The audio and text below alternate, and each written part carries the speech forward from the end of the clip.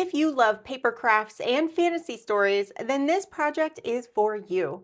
The Living Archive is a printable paper crafting kit divided into 11 guided crafting sessions. Each project you craft adds another piece to the story. Our story begins in the city of Port Meridian, where an earthquake has exposed a tunnel beneath an exhibit room in the Grand Historia Museum.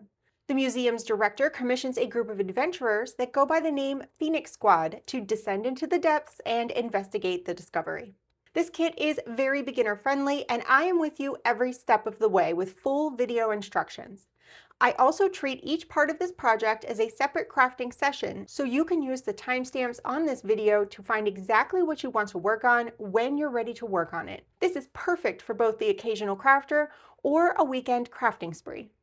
If you'd like to try a free sample of this project before purchasing it, you can find a link in the description down below to sign up for my email list and get part 3, the Grand Historium Museum, as a free sample so that you can craft the entire thing for free before purchasing the rest of it. If you'd like to get the full Living Archive project kit, then you can find that up for sale in my Etsy shop. So let's go over the supplies that you're going to need to craft this box kit. For paper, I use 110-pound, 199 GSM cardstock. I also use 32-pound or 120 GSM paper. This is thicker than your average copy paper, but it's going to hold up better for crafting as well as handling of our finished project. You're going to need a pair of scissors to cut everything out. You can use a paper cutter. I provide PNGs. I'm going to go over some information about cutting machines a little later in this video, so please check that out before cutting on your cutting machine. So if you don't have a cutting machine, scissors to cut everything out. You will need a liquid glue with a fine point. I like Beacon Fabri-Tac. That's just my preference. Any liquid glue with a fine point that you like will work. You might also find a glue stick handy. Uhu is a great glue stick. Again, any glue stick that you prefer is fine. You will see me exclusively use this liquid glue throughout my video because I find it a little neater for my workspace and it dries just a little faster for me. For folding your paper, you're going to want a bone folder, and I also highly recommend a scoreboard. These are fairly inexpensive and they let you crease your paper before you fold it, making for better creases, but you don't have to have one. You can fold freehand. A scoreboard also does come with a small bone folder, so that is a bonus. If you don't have one of these, then you'll get one with the scoreboard. We will be creating a journal in this project, so you're going to need a bookbinding kit. Bookbinding kits do also come with a bone folder, so again, definitely can pick one of those up with either your scoreboard or your bookbinding kit.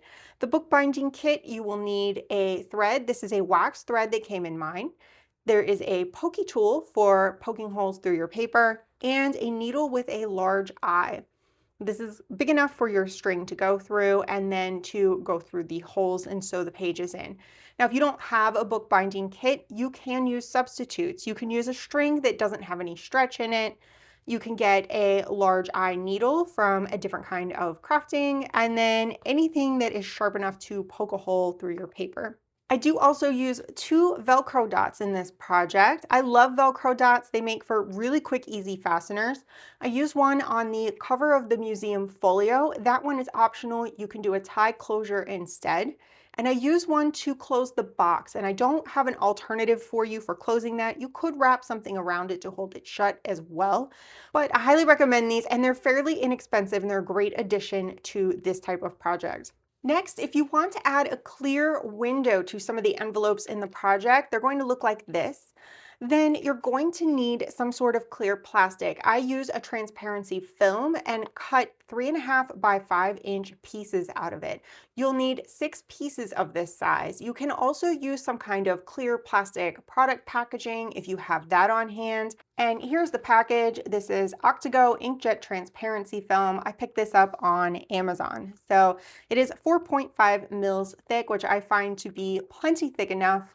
Thicker will work just as well. This is optional and you can leave these windows open. I do show both whenever we get to these envelopes, and I leave mine open so that there's no glare throughout the project. And finally, I use vintage photo distress ink on the edges of everything. If you're not familiar with distress ink, you just brush it over the cut edges of your paper. That gets rid of that white line. It also accents the edges of the piece, so they kind of jump out from each other when we layer things on top of each other.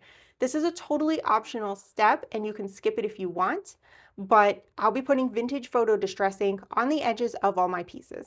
So printing these files are fairly straightforward. Each page comes with instructions at the top and sometimes on the side. It's going to indicate which paper you need to print on. So this one is printed on cardstock, which part of the project it's for. This one is for part 3. And if you need to print something on the reverse side, this says to print backer 2 on reverse. And you can see I have done that on this one. Here's another example. This one is printed on paper and it is for part 6. And that is that. And then another one, cardstock and part 3. So everything is labeled with what to print on, what project it's for, and if you need to print something on the reverse side. If this seems like a lot and a little overwhelming, don't worry about it. I go over all of this information as well as the supplies that you're going to need at the beginning of each of the 11 parts of this project. That way, if you take a long break, you can come right back in without having to remember anything. I do recommend watching the introduction for each project, for each part, before printing and cutting out the pages that you're going to be using. I also have a quick note about cutting machines. PNGs are provided, but please be sure to use a machine or a method that allows you to print and cut at full page size. Cricut Print and Cut shrinks all of the pieces and can cause things to scale differently. I recommend using a full page workaround if printing and cutting with Cricut. If you're cutting by hand and are nervous about some of the more detailed pieces, then check out my fussy cutting tutorial where I go over the basics and work you up to creating more complex double-sided fussy cuts. So I think that covers everything and we are ready to meet Phoenix Squad and start exploring what lies under the museum.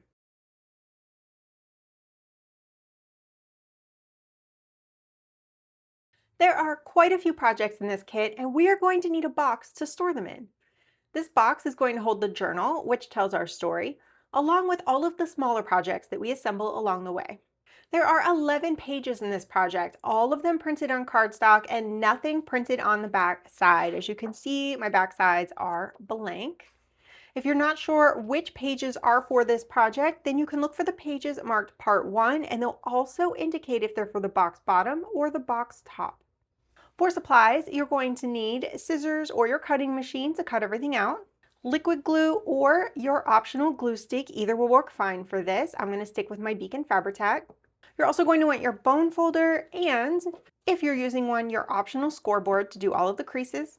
And I've put vintage photo distress ink on the edges of everything. So let's go ahead and start with the box bottom, and I'm going to pull out the panels that are for the top. So the top are the Living Archive kind of title piece, as well as the museum piece, and then all of the panels with this kind of a rainbow colored design on it. These are all for the lid, so I'm going to put those to the side, and let's work on the bottom. We have 2 short sides and 2 long sides, as well as this wood with the compass pattern on it and a jeweled pattern. Now, this is where you get to put a little of your own selections into this on the box. I don't always do this. You get to decide what's going to be on the inside of the box and what is the outside. I think I'm going to go with the jeweled pattern for the inside, and then the bottom of the box is going to be this wood pattern. So I'm going to start with the jeweled one. You can start with the wood if you like and put the jeweled on the bottom. Totally up to you.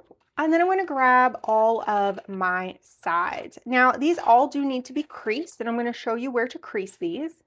For the short sides, we're going to want to crease along the tabs here and here. We want to be able to fold this crease here. And then when it comes to this tab at the bottom, we are folding at the bottom of the dark brown, not here along this tan. This tan space is just giving you a little buffer, so when you put the panel on, you don't have to worry about putting a bunch of ink or anything. It's pre-printed and it'll make things look a little nicer. When you do these creases, just to make sure everything is lined up well, I recommend folding the tab first, like so, and then folding this piece in to meet this crease. And then I like to do it so that everything lays perfectly flat, that there's no buckling here.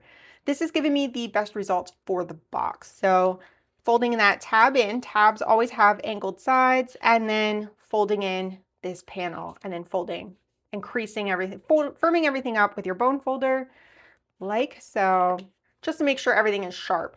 Now you'll see I put some distress ink on the inside along the tabs. That's so if a little tiny bit of this white paper shows in the corners, that it's going to be colored instead of a bright white. That's optional, but I like to do that along all of the tabs and it makes it a little more finished. So that is the short sides. And for the long sides, these are similar, but more simple. We've only got 2 folds, one between the tile and the wood, and then one between the wood and this cream color on the tab. And again, I recommend folding this down and then folding down the other one just to meet that crease and making sure everything lies relatively flat after you're done folding. And again, right along that tab crease, I have my distress ink. So I've got all 4 of these prepared. The next thing we're going to do is we're going to glue these down. These flaps are going to get glued down. So I'm going to grab my glue. You can use your glue stick if you like. And I'm just going to put a good coating on here. And you won't often see me do this, but this is a great place to use a tool like this little spreader and spread your glue out so it's a more even coat. Just to make the videos faster, you will not see me do this a lot, but I'm showing you now so you know that it's a possibility. And I'm just going to smooth that out. And then same thing on the other short side. I'm going to get that glue in there. Fold down and smooth. Now I'm going to grab the panel I want on the inside bottom of the box, and we're going to arrange these around this panel. So I do have each of these marked as left, right, top, and bottom. This is just for organizational purposes. If you mix them up, it's totally fine. They are interchangeable, but some people feel better being able to place them that way. Plus, when you flip it over to put the bottom on, you'll be able to see where the top of the box is versus the bottom. So I've got the right side is going to go to the right, left side will go to the left of my bottom panel. I've got the bottom side, that'll go down here. And then the top side, there it is, top side will go up here. This print has no direction, so you don't need to worry about which way it goes. You might find that you find it more visually pleasing one way versus the other, so place that however you like. And we're going to start with the top side. So I'm just going to grab my glue, and this large tab is going to get a good coating of glue all over it. And again, you can use your little spreader to spread that out. And then I'm going to place my panel right over top of that tab, line up the left and right sides with the print, this little mosaic print. After you have that lined up, you are going to fold all the way over and press. This is going to make sure everything is lined up evenly along this edge. You will see just a little bit of that paper poke through. It's not as bad once it's at a 90-degree angle. So that is the first side. We're going to flip it, and I'm going to grab the other short side for the bottom side, and we're going to repeat that. So glue on the big tab, place panel, line up the left and the right,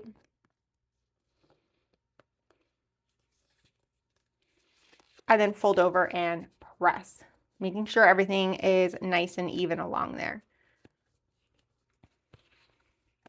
Let's turn it so the top is back at the top. You can always flip this and see what is what if you're trying to keep it in the same orientation.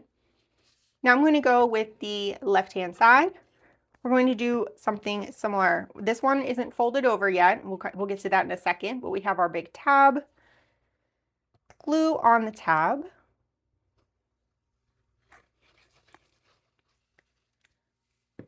And then I'm just going to bring this over,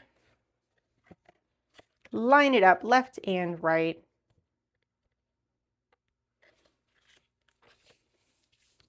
Then I'm going to fold this over and then fold it over again. That's going to give us the same distance away from the bottom, the same kind of gap as the other two sides. Now be careful and make sure it hasn't taken a slide somewhere. Mine, I feel like the gap is bigger on this side, so I'm just going to press. I have some working time because of my glue.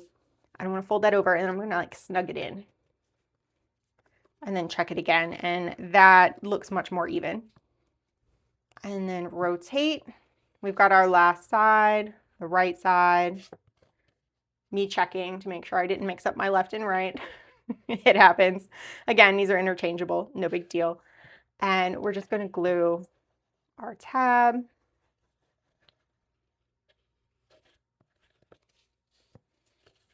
Pop that underneath. Line up the left and right sides. And then fold and fold. And again, making sure things are lined up left and right, making sure it's nice and tight. And now we have all of our sides attached to the box. So our next step is to start assembling the corners. So you want to take the little tabs here, fold them up, reaffirm those creases, and then make sure they're at kind of a 90-degree angle, like so. It's going to look like that. Then we're going to grab one of our long sides. It does not matter which one. We're going to glue all over one of these panels. So we have two panels with a crease down the middle. I'm going to glue all over one panel. Again, you can spread your glue out. And then up the sides of the other panel. It does not matter which panel you glue all of and which you go up the sides of. Just glue all of one, up the sides of the other. Then I'm going to stand the short sides up. I'm going to swing the large side up and over so that those tabs are sandwiched right in between the two pieces of the long side. I'm going to give that a press in the middle, and then I'm going to check my corners. I'm going to press my corner in, make sure that it is nice and tight, nice 90-degree angle, and then come to this side. You see this one has started to pop out, press in, and then I'm going to squeeze, squeeze, squeeze, just to kind of lock that in. Once I'm happy with how my corners look, I'm going to grab my bone folder and give this a press, just to spread the glue out, firm up the crease, sharpen everything up. And now let's repeat that for the second side. So we're going to glue all over one panel, going around the edges, making sure we have glue on the inside, and then glue up the side where that tab is going to be. This way we have glue on both sides of the tab on that second panel, and then up and over, press in the middle, and then check our corners, nice and sharp, press, press, press. Other side.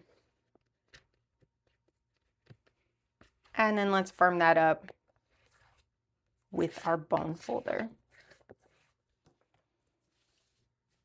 Now we have a nice box bottom. We just need to decorate the outside of it. So I'm going to turn this. I can see the word top is poking out right there. Left and right will be swapped. So left will be on your right, right will be on your left because you've flipped it over. Grab the panel you selected for the outside, and we're just going to glue that right on top. I do recommend gluing around all of the edges as best you can. I also recommend spreading out that glue in a nice layer. You want to get the edges as tight as you can, and that will keep them from catching on things and pulling up those edges in the future as the box is moved around and handled. So again, spread your glue out. Bring my box back. And I'm going to pop that right on. Again, this print does not really have a top and bottom, so just go with whichever one you find more visually pleasing. I'm going to slide this around and center it up, flip over, grab my bone folder, and rub that from the inside to spread the glue out. And there we have our box bottom. All right, so we've done that once, and now we are going to repeat that for the box lid. This time, this is the outside. We want the title of our project on the outside of the box. So I'm going to put this to the side. And this picture of the museum is the inside of the box. So we're going to keep that. We have our 4 sides. Again, our long sides are going to have a crease between the dark panel and this light panel with the rainbow design. And then this yellow will have a line down it. I do have distress ink on it, which makes it a little stronger, but there's a line there for you to fold on. You'll have a little bit of this cream color on one side and this lighter cream on the other side. So that's the long panels, 2 folds. Again, ink along that tab on the inside. And then for the short panels, those same 2 creases, top dark and light, bottom the kind of yellowish cream, and then the light cream, those will fold. Remember, all of your folds, fold that tab first, fold in the squared off panel, flatten it, make sure everything lays nice and flat. And then on this one, you'll be folding those small tabs in as well along the lines. Here, I've got my distress ink again around the edges. I got a little off track and did an extra side. Here's what that looks like on this one. And then let's go ahead and glue down these dark panels to the inside. I'm going to get my glue in, smooth that down, repeat that for the other one.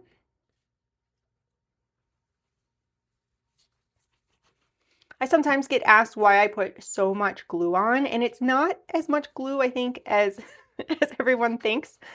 I squeeze the bottle very gently, so it's a kind of a thin line of glue. Sometimes I squeeze a little hard and a bunch will come out, and I'll just wipe it off. Not a big deal. This glue, this Beacon Fabri-Tac, rolls up a little bit before it dries, so it'll get a little tacky, and I can just kind of rub it off my work surface or rub it off my project if I've gotten too much. So there's our second side. And let's get our inside panel with the museum on it. And again, we're going to find the top side and put that on the top. Going to glue the large tab.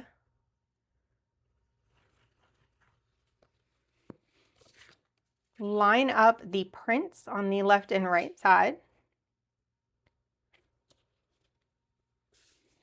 Fold over and press. And then I'm going to adjust that a little because I'm not super happy with that. Give that another press. There we go. Flip it. Grab the bottom side. Same thing, glue on that tab.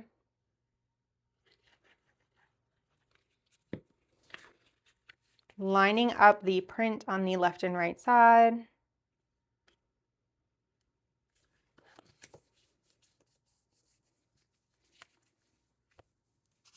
We have the left side.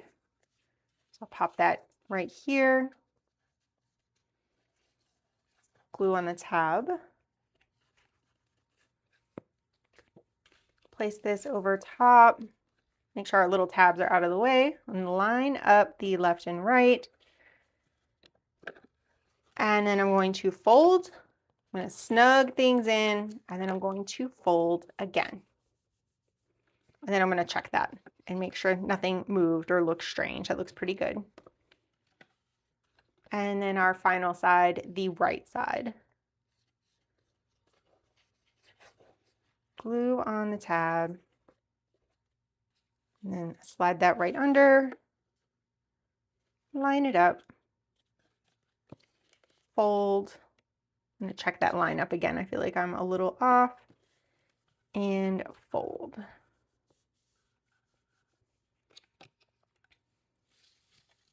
Now, just like we did last time, we're going to fold those little tabs up so that they are at a 90-degree angle. I'm going to open up my long side. I'm going to put glue along one panel, all over that one panel.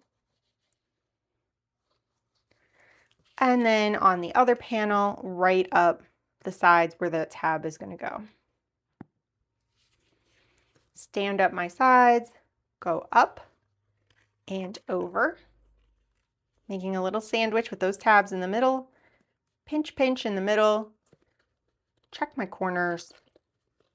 Pinch, pinch. And same on the other side. And then I'm going to firm that up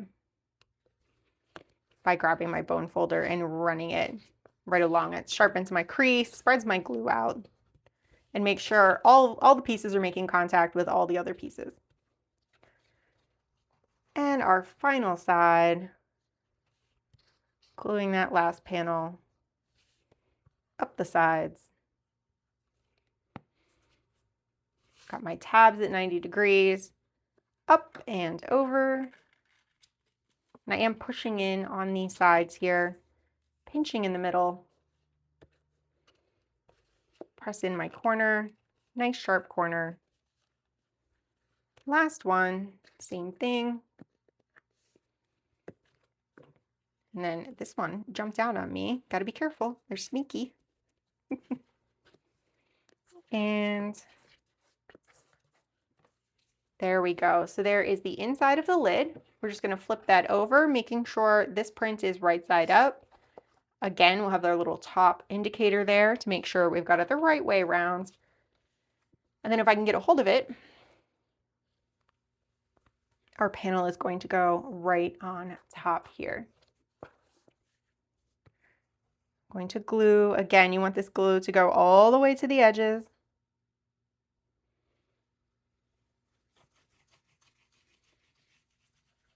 Lots on the inside, plenty on the inside, not too much glue. When I say lots, make sure it's covering the whole middle. I recommend spreading that out really well. Do as I say, not as I do, and then pop that on the top and slide it around until it is centered up. And then I'm going to flip that over and smooth it into place. And now we're ready to put the top on the bottom. Like so. There we go. And now we're ready to fill this up with all of the goodies we're going to craft over the course of this project.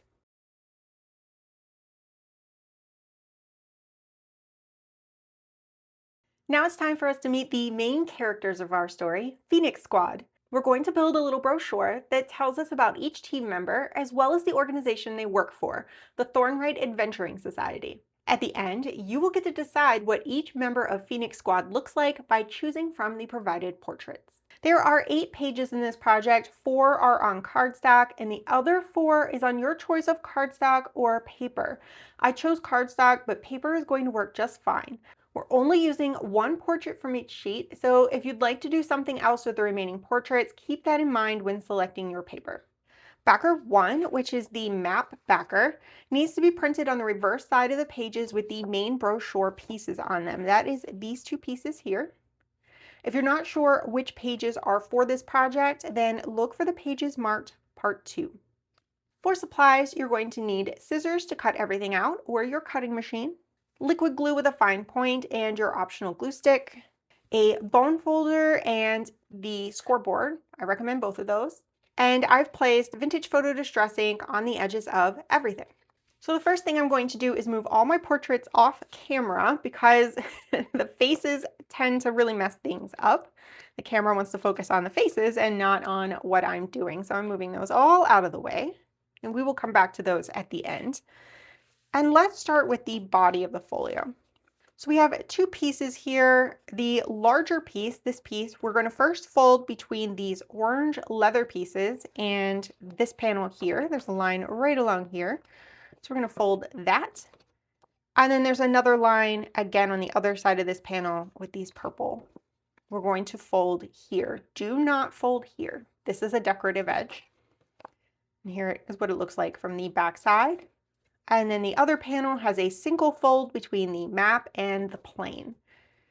So that is just going to fold like so. It is not folded directly in half. There's a little bit of extra space here. So when this folds up, everything fits neatly inside and doesn't get jammed up.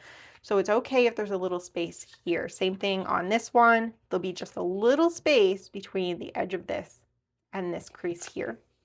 So the first thing we're going to do is glue these together. So we're going to glue this orange tab here to this map piece here. Let me fold this way. So we've got the blue on this side, it's to my left. We've got the map to my right, and I'm just going to flip it over.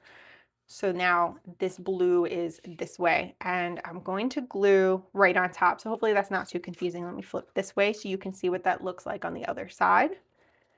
I know there's a lot of maps going on, but this orange is going to glue right on top of this map panel here. So I'm going to grab my liquid glue. You can use your glue stick if you want. I'm going to glue all over this large tab. I'm calling it a tab, but it's kind of a decorative panel. And then I'm going to place that right on top, line it up at the top and bottom, and then I'm going to fold this all the way over in half because we need to make sure there's enough space there for things to fold up neatly. Because these are going to fold in, and then this is going to fold in half, and that's going to be our little folio. I'm going to give that a smooth with my bone folder, double check, make sure everything is lined up. So we've got the outside of the folio, and we've got some embellishments that need to go on here. So we have Thornwright Adventuring Society. This is the society that Phoenix Squad belongs to. The Thornwright Adventuring Society has several teams of adventurers that work for them. So we're gonna find out more about those probably eventually. I have made 5 different teams, and I think each one is gonna need at least one story in the future. So keep an eye out for that. And also I'd love story suggestions. I'm just gonna get a nice layer of glue on there. And again, making sure that you have this oriented this way with this map piece kind of to the left and the teal to the right. I'm going to place the Thornwright Adventuring Society panel right here between the purple bands. Next, we have some information about the founder, Fenra Thornwright. She runs the Adventuring Society, and that is going to glue right here. So this is almost like a little advertisement or informational brochure. Maybe they have a marketing team. But I wanted you to meet our adventurers before our story begins. Let's smooth that down. A little bit of extra glue here. And then moving this way, we're leaving this map section blank. That's the back of the brochure. And we've got the Phoenix Squad panel. That is going to go right here, next to that dark blue band. I really tried to play with color on this one.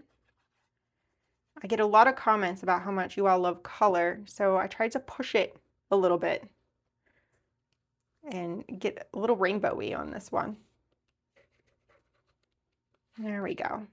And then while we're here, let's go ahead and add our embellishment. So I've kind of put Place Phoenix here. It's a little self-explanatory. We have this little badge that's going to go on. And we're just going to get some glue on that, glue it in place. And you can read this and find out a little more about Phoenix Squad. And now you get to decide what Fenra Thornwright looks like. You have a few portraits to choose from. I try to let you personalize these as much as I can to let you decide what the characters look like. I'm going to go with this one. And I'm going to place that portrait right over the provided space.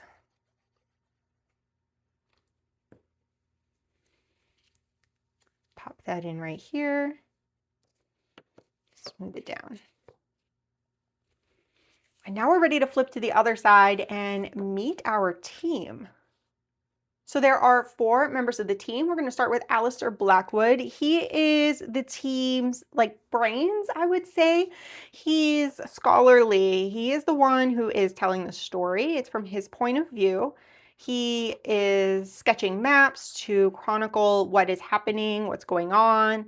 So he is our point of contact with the team. He's the documenter. Next, we have Brenna Sterling. She is our Brawn. She wears plate armor, has a sword, she's tough.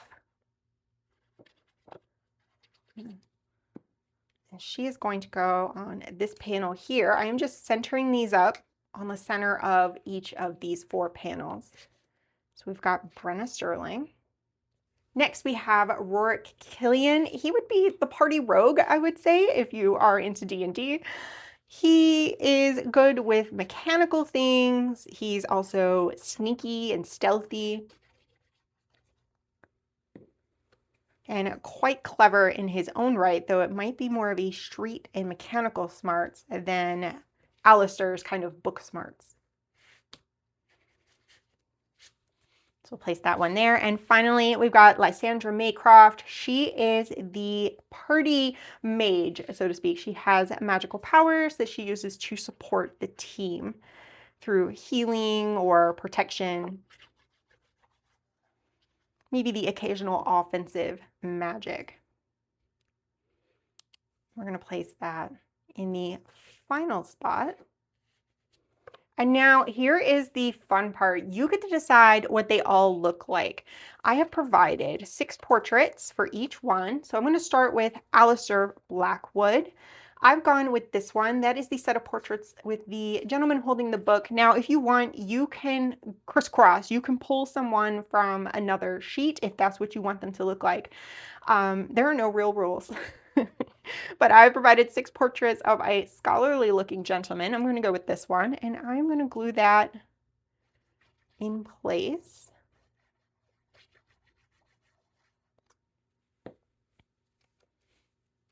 There we go. Next, we got Brenna Sterling. We've got a bunch of ladies wearing heavier armor, so we have a lot to choose from here. Now, kind of sticking together on me. There we go. I'm going to go with this one because she's got purple hair. She's got purple hair because my current D&D character has purple hair. So that was an inspiration for she's an orc barbarian with purple hair who loves flowers. If you haven't been watching the behind the scenes videos, and if you missed the behind the scenes videos, I'll pop them up for you so you can see them. If you'd like to check those out after crafting your kit. Rorik Killian, we've got 6 portraits here of gentlemen wearing more of a leather, lighter armors. And I'm going to go with this portrait for my Rorik.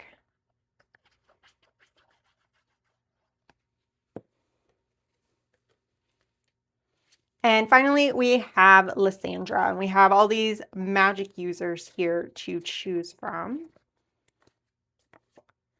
And I'm going to go with, you know what? I was going to go with the redhead, but now I feel like she's speaking to me. And I'm going to change my mind. So I'm going to put a little ink on the edge of that. I've made one of these already as a sample, which I showed weeks ago. And I had gone with this one. And now I'm swapping. I'm going to go with this one. And get that glue on the back. I was paging through them, and all of a sudden she's like, no, pick me. And I'm like, okay, who am I to argue? There we go.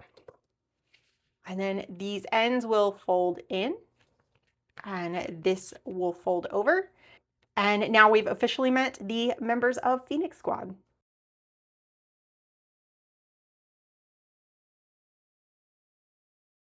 Now that we've met Phoenix Squad, let's set up the location of our story, the Grand Historium Museum.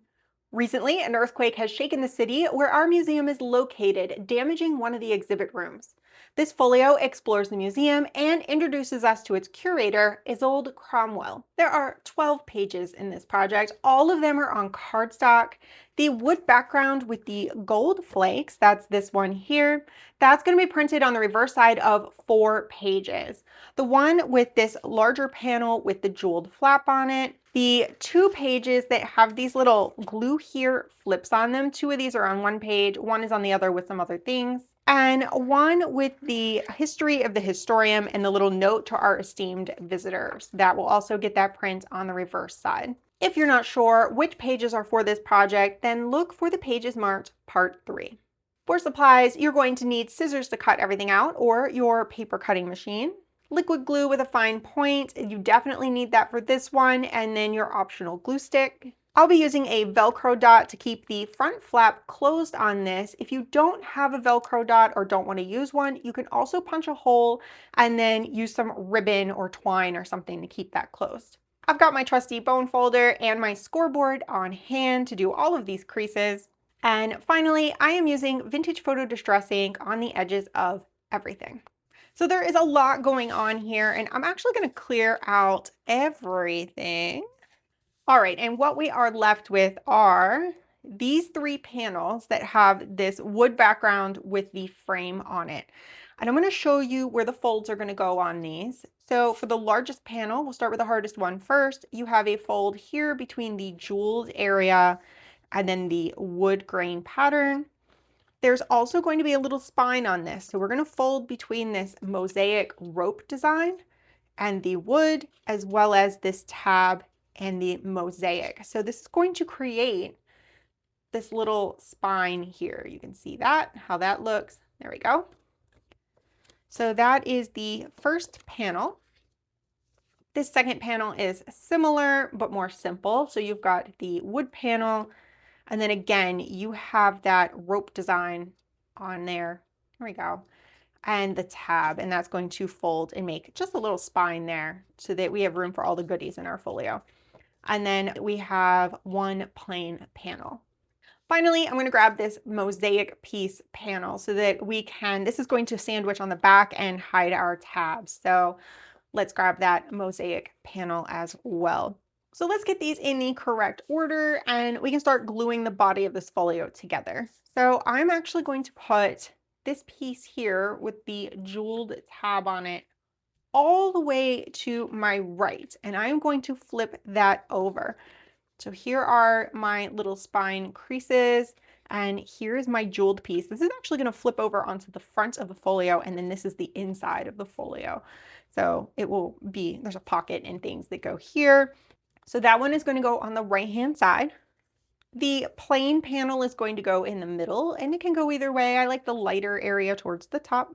And that is going to go face down as well. We want all of these frames to go on the inside of the folio, and then this is the outside with this speckled pattern.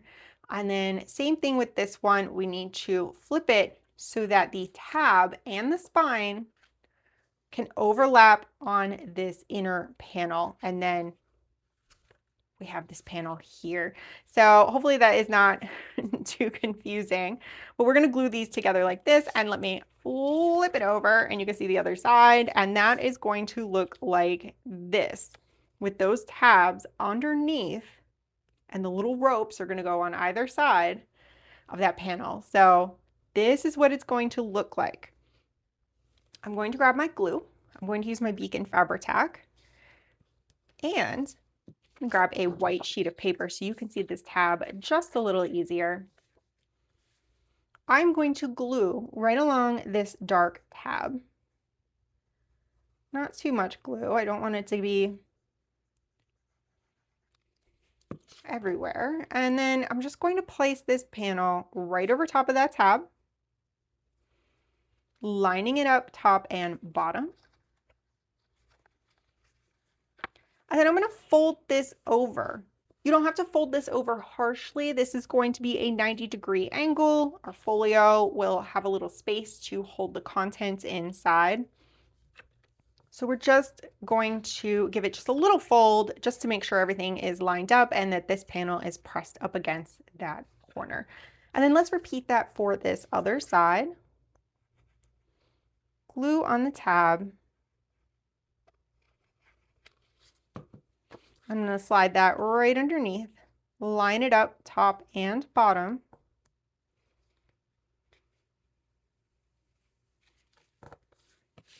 And then I'm going to give that a little fold up so I can make sure that that is aligned properly so that everything is kind of square. Everything's lined up top and bottom, and that back panel is nestled right in that crease. Now I'm going to take this white paper away. It kind of messes with my camera colors a little bit. And we have something that looks like this. We're going to flip it over. And now this panel is going to hide the tabs on the other side. This can go either way. It's up to you. There's not a right or wrong direction. And we just want to line this up on the back side. So we want this, again, here are our little spine pieces. It's basically the same thing we did on the other side. We just need to make sure that we're within the bounds of those spine pieces. And I'm going to glue this all the way around.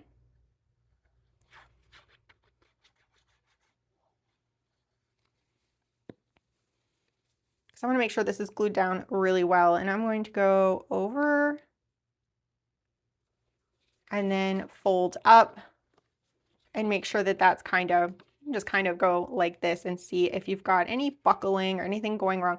Now this is the outside, so this doesn't have to be perfect. We're just making sure that when this folds up, it's going to look nice on the back. So you can even fold this way and just shift it around and make sure everything is lined up. And then we've got something that looks like this. So let's work on the outside of this. It's a little simpler than the inside. And I'm going to grab a few pieces here. We have a pocket that's going to go on this panel here on the left. There's a little cutout of the museum that's going to go on the center panel. We have a pocket that's going to glue here on the front. And then we have a decorative piece that's going to go right here. So let's start with the pocket here. This pocket, we need to use our liquid glue, and we're only gluing on 3 sides with a thin line. I'm going to fold this up just to get that little spine piece out of the way. I don't want to accidentally glue too far this way. In fact, I'd like to glue just a little bit in. You should have a little tiny bit of space at the top and the bottom, a little tiny space here to the side. I'm going to hold, when I'm looking at it, the right side. So I'm going to grab that, flip it over, and I'm going to glue on these 3 sides. So thin line of glue, top, what will be the left side of the pocket, and then the bottom.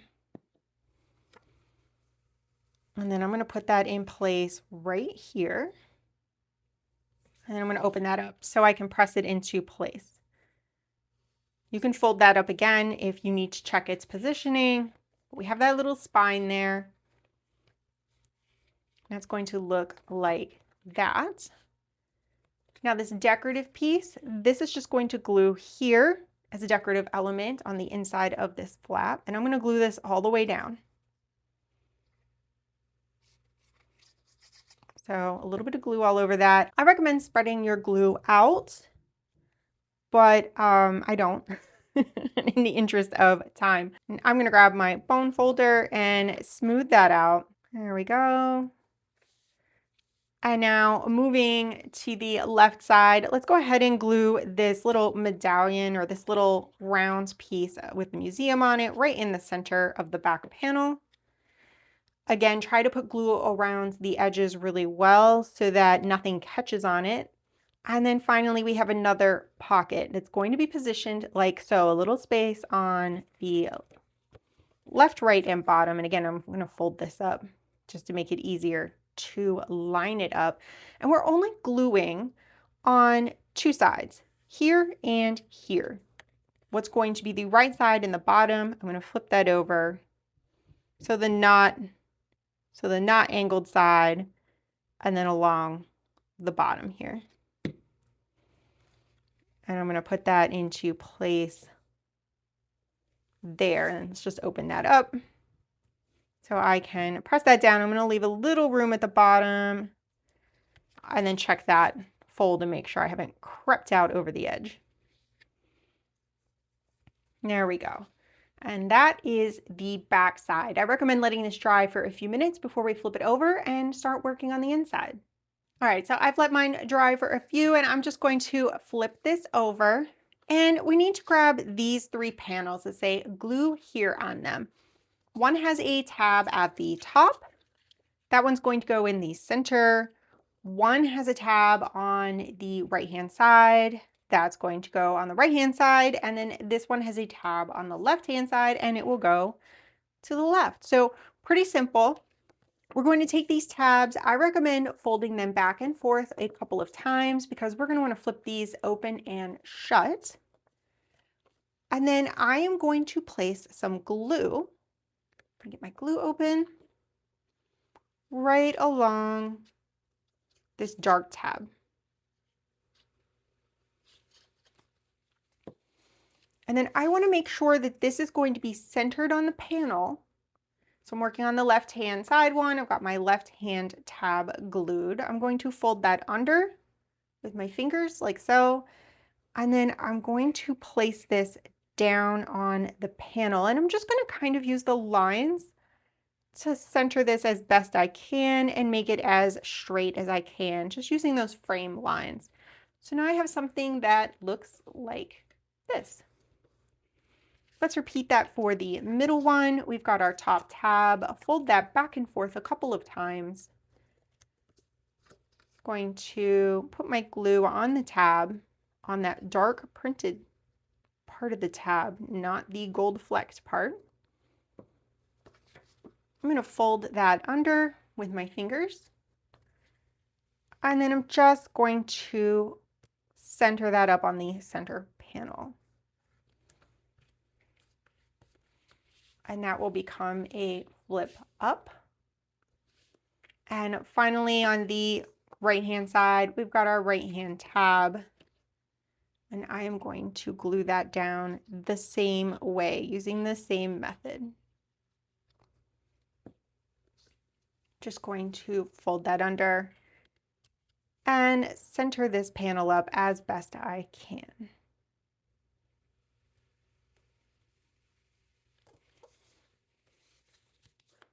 And this one will flip out to the right. So now we have 3 flips, like so. Next thing we're going to do is add the images to the front of each of these flaps. So we've got this one with a dragon. It's going to go on the left. The one with the ceremonial robes is going to go in the middle. And then this one with the marine things are going to go on the right. So if these are popping up, you can use your bone folder or your thumbnail to kind of press these creases down. And then I'm just going to go ahead and glue these over the spaces that I've left here. So again, try to glue pretty close to the edge. I'm starting with our Dragon's Hoard exhibit here on the left. Just going to center that up as best I can and smooth it into place. I've got kind of a historical clothing slash fiber woven goods exhibit. That's going to go here in the middle. Making sure that is centered, and then our ocean maritime theme here on the right.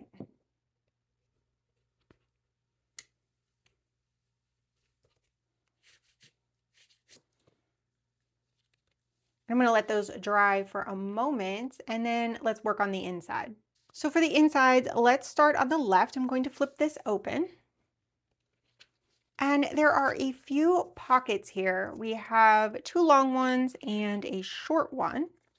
These are identical. They're going to go on either side. The shorter one is going to go here in the middle. And the jeweled portion can really go either way, whichever you prefer. It can go this way or it can go this way. But we're going to cover that tab up, and at the same time, we're going to make a little tuck pocket here. So choose which way you want this to go. Flip it. And then we're going to put glue on 3 edges. So for me, that's going to be top, left, and bottom right along this jeweled side. So I'm going to go here, going down the jeweled side, and then I'm going to flip that back and cover the tab up. So you can kind of check and make sure that is hidden behind. If not, make a little adjustment. Much better. And then I'm going to press this down and then fold over. And you want to make sure that you haven't gone over this crease, and then this is going to pop up and not want to stay shut. For the center, I'm going to flip this up, and I recommend picking the same direction, whatever you decided. So I'm going to put the jeweled bit towards the crease. I'm going to flip it. I'm going to do the left top and bottom, or left top and right, sorry. With that thin line of glue, I'm going to flip back, and I'm just going to lift that up a little to make it easier to see. There's a lot of dark brown wood on this one. And I'm going to smooth that into place and then fold down and make sure it is hidden by the flap. And I'll flip that back up so that they don't get glued together. And we'll move over to the right, same thing. We're going to turn this pocket the opposite direction of the one on the left and glue the top right and bottom. Fold over, check the top and bottom, and there we go. We've got our little tuck pockets in place. Now we have panels that are going to go on each of these and tell us about each of the exhibits. So they look like this. The dragon's hoard is going to go here on the left, and we're just going to center that right up on the panel. This is a little description of what is inside of this exhibit.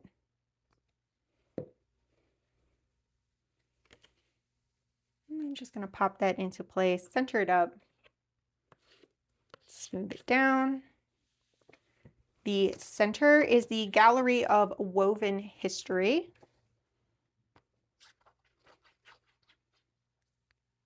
Kind of go around my edges first and then a little bit in the middle. And again, spreading your glue out is going to make things a little more even.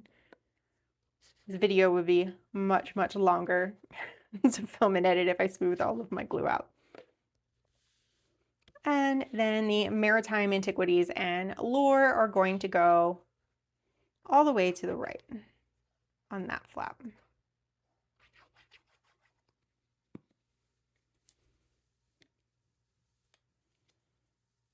There we go.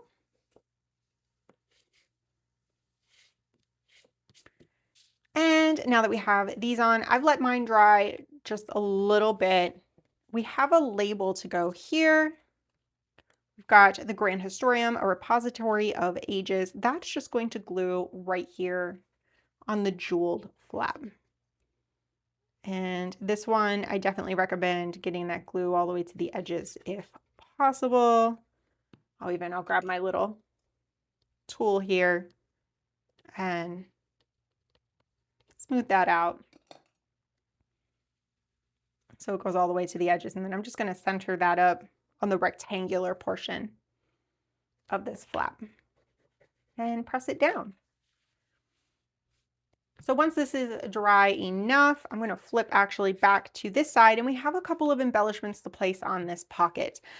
There is Isolde Cromwell. She's the Director of Acquisitions and Curation. She works here, and this is something I like to do in my kits. You get to decide what the characters look like. So I have provided several portraits here for you, and you can decide what Isolde Cromwell looks like. And I'm going to go with this one. So we're going to place her portrait on the pocket here, and then the little label saying who she is right to the side. So I'm going to glue these on really quickly. And then I didn't get any ink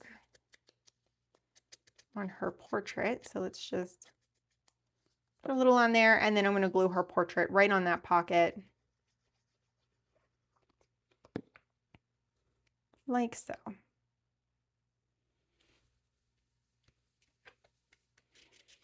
You can see that kind of overlaps the jeweled area. All right, so We have a lot of flipping and flopping going on. This is actually going to fold in, then this folds in, and then this will fold over, and we will secure that with a Velcro dot. But let's go ahead and first create all of the tags and things that are going to slide inside of this. The first thing we're going to work on are all of these little fold over tags. We've got squares, we've also got rectangles. All of these are just going to fold directly in half, match those corners up, and then grab your glue and glue them back to back. So each of these is an item on display in the museum exhibits. So you have the item on the front and then a description of it on the back.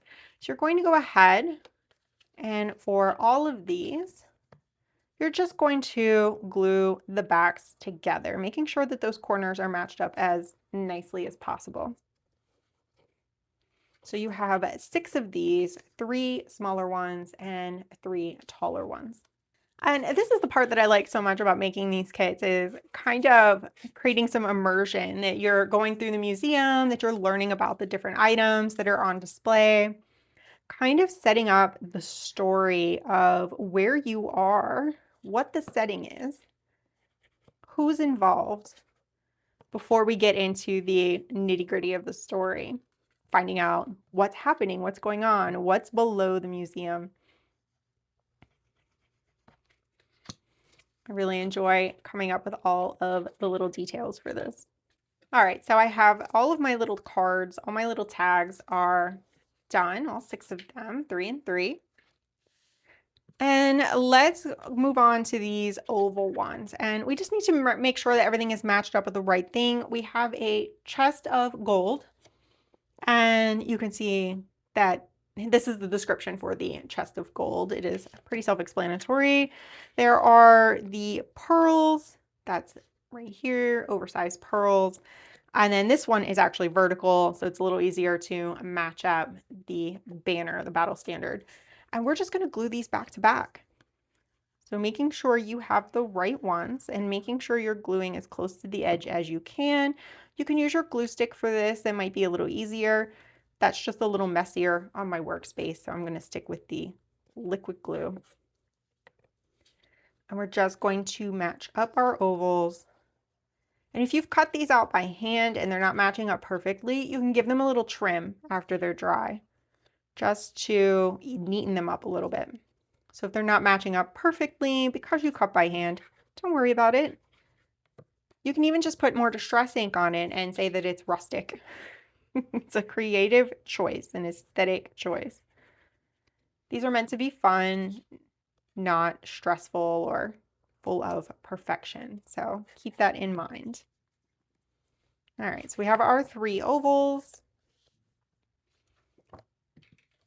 Then we have the history of the historium, and I like to think that this is kind of a grand entrance to the museum, that you walk in and you see this big, beautiful statue serving as like a support pillar for a giant dome, and I love the idea of that. So we're going to place that on the back of history of the historium. It's just going to fit like so.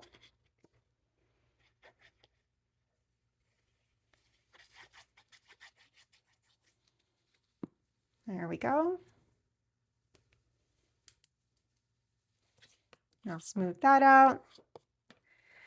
And the back of the note to our esteemed visitors, that's just going to remain blank. Nothing on the reverse side of that. So let's grab our folio and let's start with the exhibits. And let's place each item in the exhibit. Now, you can find the same items in the pictures. They should be located, all the items are located in the pictures as well. So for the dragon's hoard, we have the dragon statue. And you want to make sure your pockets are good and dry before you put anything in there so they don't get glued in. We've got the sword and then the chest of gold.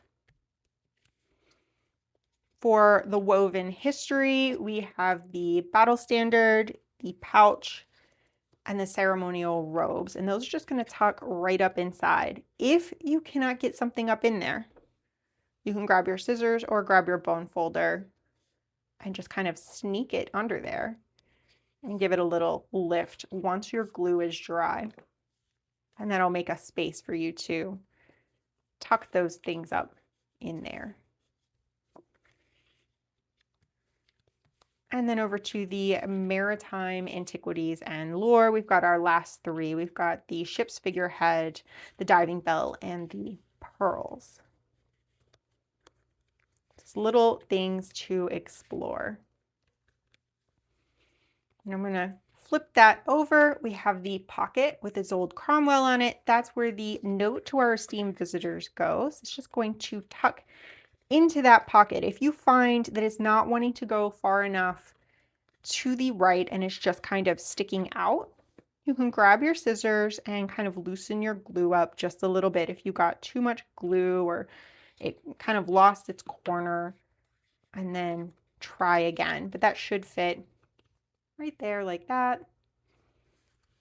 And then I'm going to flip over the front. We have the history of the historium is going to go here.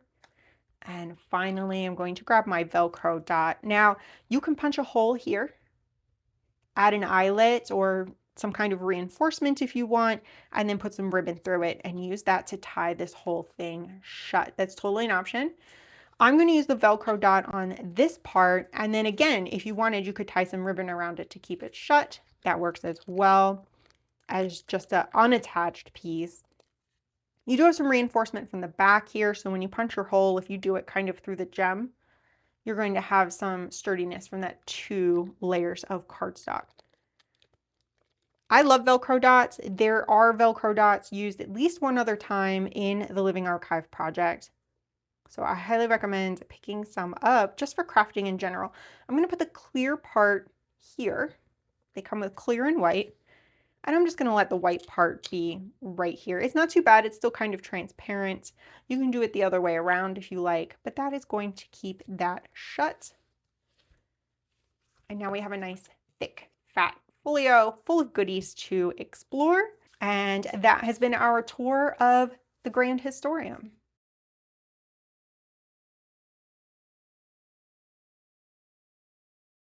Now that we've set the scene with the museum, it's time to create the journal that Alistair will be using to document Phoenix Squad's descent into the underground tunnel. We're going to build a journal, add the pages, and then insert the first entry.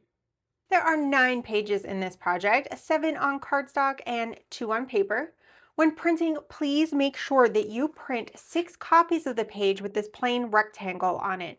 And then you'll also need to print backer paper 3, the thorny vine pattern, on the reverse side of all of them. These are going to be our journal pages. The paper pages are the pages with the colorful strips of paper that look like this, as well as the portraits on them. If you're not sure which pages are for this project, then look for the pages marked Part 4. For supplies, you'll need scissors to cut everything out, liquid glue with a fine point and your optional glue stick, your bone folder and optional scoreboard. You will also need a bookbinding kit or substitute. So I have wax thread, a large needle, and then a little pokey tool.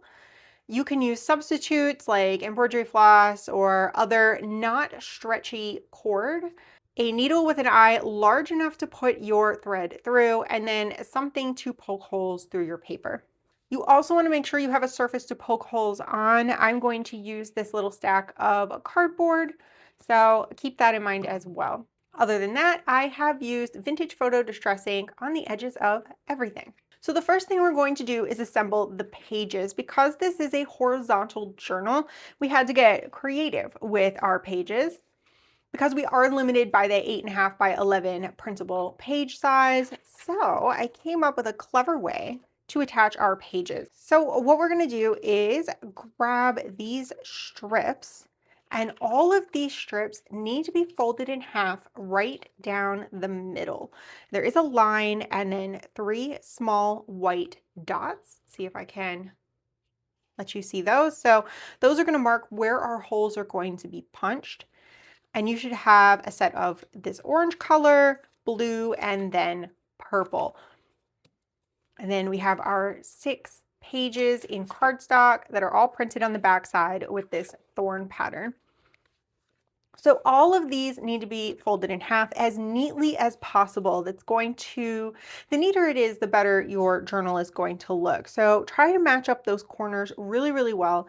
I did use my scoreboard on one. You need to be really precise and really hit that line. Otherwise, just kind of fold it and match those corners up and then give it a good crease. And then go the other way as well, because we're going to pair these up and one is going to be folding one way and one the other once we get our pages attached. So let's get a couple of pages and I'm going to alternate these so that I have thorns, plain, thorns, and then plain whenever you flip through it. And I'm going to grab a pair of the same colored strips. Now you can mix these up if you want. You can variegate it. If you get the pages wrong and you have plain, thorns, thorns, it's okay. It's not really going to affect the final aesthetic of the journal. If you want to make it exactly the way I am, then I'm going thorns, blank, thorns, blank. So I'm going to grab one of these strips. I'm going to grab my Beacon Fabri-Tac. And a glue stick will work really, really nicely for this as well.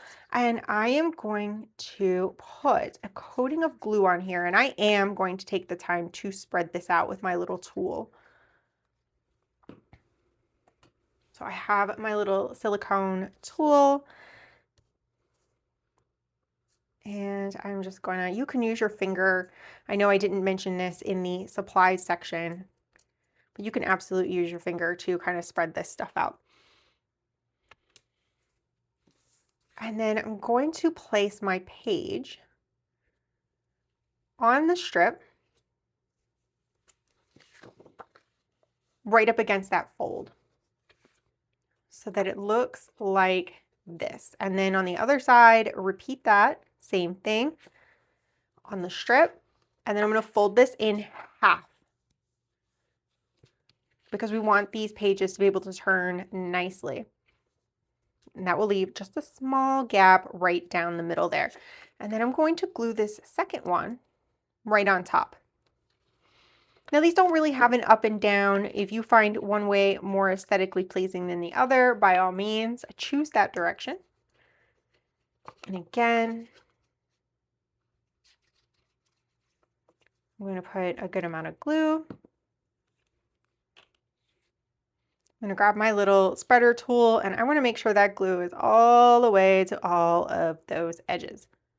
It's very important that it's all the way to all of those edges. And then I'm going to find the crease. So I am eyeballing this little gap and my line, and I'm just going to slide that up to the top and match up with the top and bottom. And then I'm going to check and make sure, and I can see my fold right along that crease. So I'm going to give that a little fold just to make sure everything is where it should be. I'm going to grab my bone folder, give that a crease, open that up, and I'm going to let that dry. Now, if you have a little white poking out, it's no big deal. You can trim that off with your scissors once everything is dry. You can also try to slide it if it's just a little bit off. This one is on at the top, so it's just a little long at the bottom. So once this is dry, you'll just grab your scissors and give that a little trim. And if you're using Distress ink, you can hit that edge with just a little more Distress ink on both sides. And again, I recommend doing that once everything is dry. So that is the first page. I'm going to sit that to the side to dry. I'm going to do one more with you, and then I'll do the last one very quickly off camera. So again, we are doing thorns, blank, thorns, blank. I'm going to grab the purple this time, get a good amount of glue on that. Make sure I'm hitting those edges. And then spread that glue out either using some sort of tool or your finger. Any of those is fine. You don't need fancy tools to craft. And then I'm going to, let's start with the same side we did before. I'm just going to place this on here, finding that crease in the middle, lining up the top and the bottom. I'm going to slide that into place as best I can. And I did not like how that was sliding, so I'm adding a little more glue. I wasn't able to slide into place. It was just too firm. So let's try that again. I'd like you to see that sometimes I make mistakes as well. Let's slide that into place. I'm going to fold up along my crease. Line up that top and bottom. Fold that crease up, and then let's get that other. And see, I just got, there we go, fixed. I had the wrong side up. So here's my other thorn, and I'm just going to butt that up and slide that into place. Let's check the top and the bottom. See if I can slide that in just a little more, but there is my second page. Thorns blank, thorns blank. As long as you've alternated it, there's not like an up and down on these, so you don't have to stress about it too much. And then I'll place the second strip, making sure I line up the line in the middle with the crease in the center between those two panels. When I decided to do a horizontal journal, figuring out how to do the pages was a little bit of a challenge, and I'm pretty happy with how this came together. So I'm checking that crease and smoothing it down, folding, pressing. And I'm going to put this to the side to dry and then make the final page. All right, so here is my third, the orange page, all done. I'm going to put all of these off to the side to dry, and let's start working on the cover. So we've got two main panels that are going to be the beginnings of the cover, and they both have tabs all around the edges that need to be folded down. So we've got 3 here and then 3 on the other side. So I am going to flip these over, fold these down, getting as tight of a corner as I can. Now, you might like to put a little distress ink in these corners in case a little bit of your white shows through after you glue these down. So that's just those 2 corners. I'll do the same thing on these 2. This is just if you're using distress ink. You don't have to do it. And I'm going to grab my glue and start gluing these tabs down. So I'm going to put the glue on, make sure it is on everything, all the edges.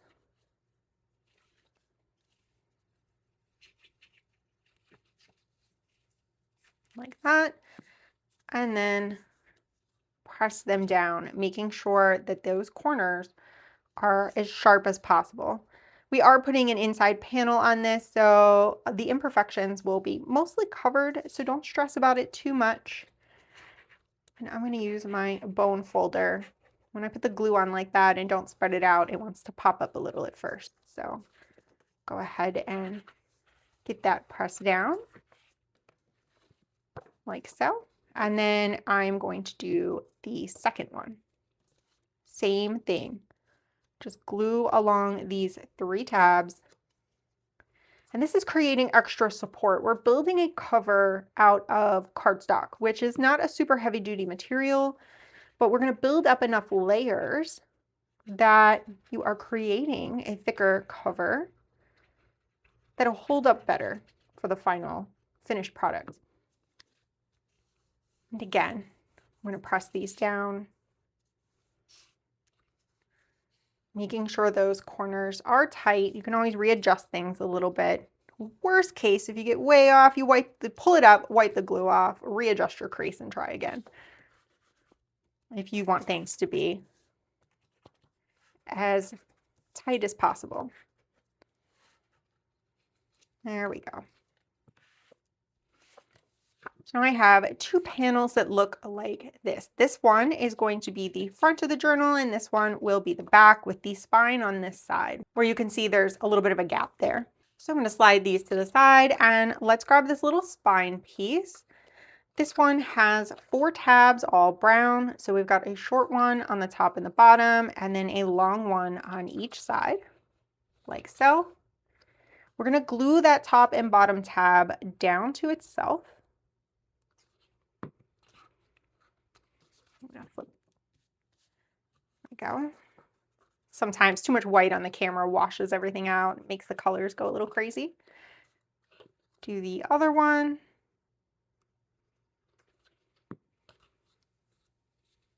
Like so. And now there is this brown rectangle. This brown rectangle is going to become a little cover on the inside. This is building up some thickness. It's going to make things sturdier and also cover up more of that white paper if you end up peeking down through the spine once the pages and everything are in.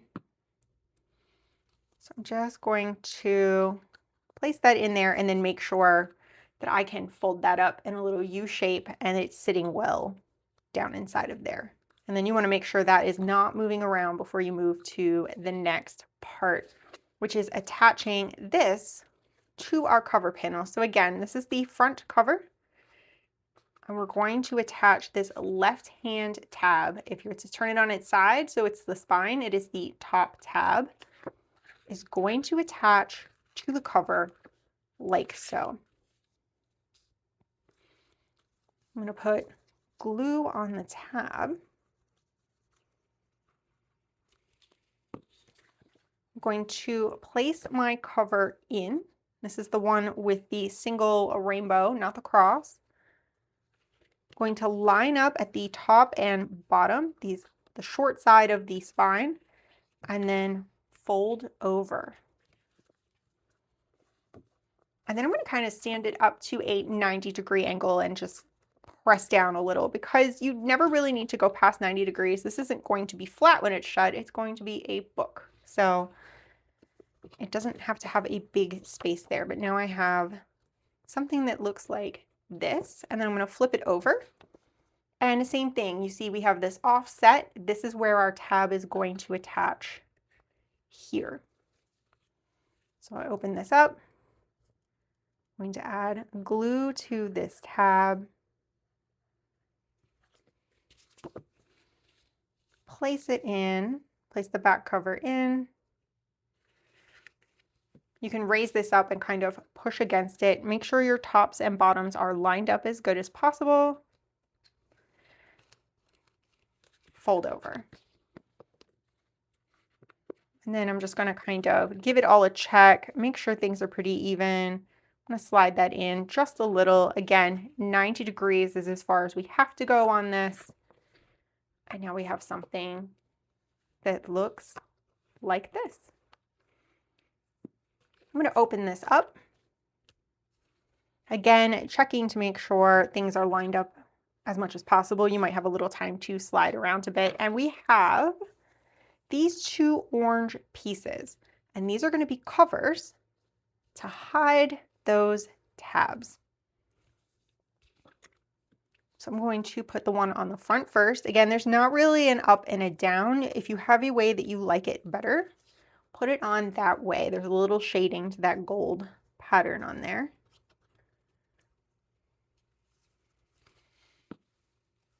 And I'm going to line up my top and bottom and then make sure it's not sticking over on that edge. Check that again. And then same thing on the back. Just neatly hiding those attachment tabs. And again, smearing your glue out with your finger or a spreader is a good idea. Getting to all your edges, that's going to keep things from catching as much when they're in the box or being handled by potentially younger members of your family if they want to page through this and read the story. And again, I'm going to go to the edge, make sure it's not overhanging, check that top and bottom. And now we have the spine completed on the outside of our journal. Next, we have a couple of embellishments. I'm going to place the Thornwright Society logo right in the center here. We've got the Living Archive title. It's going to go up here, and then Documented by Alistair Blackwood will go right here. So I'm going to go ahead and glue those down. You can just center these up as best you can. And again, spreading that glue to the edges and corners will help this be more durable into the future. So just eyeball it when you're placing those labels on. Don't worry about it being perfect. I suppose you could, whoops, come back. I suppose you could measure if you wanted to on either side and make sure that you're centered up properly, but I am just going to guess on mine.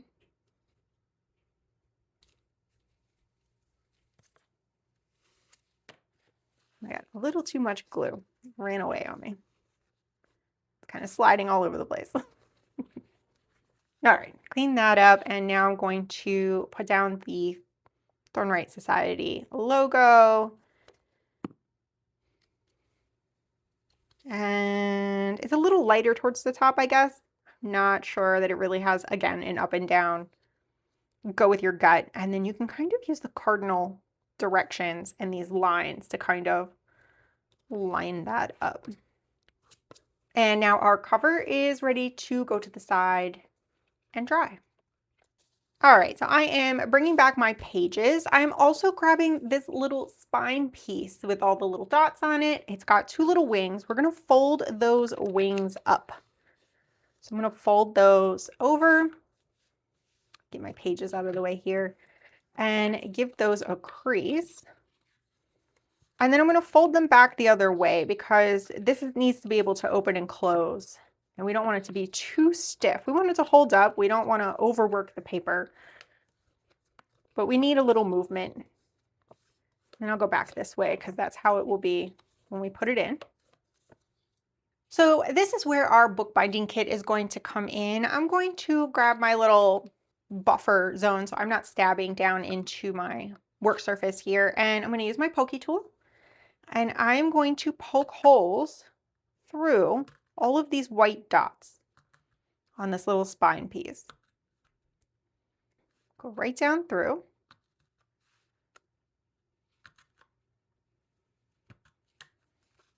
So those are done now. And then I'm going to do the same thing for my pages. I'm going to go through the dots that are on each one. So they are in white with a little black around them. Hopefully they're not too hard to see. So there is the first one. My glue has stiffened up a little as it dried, so I'm gonna give that a good crease. Do number 2.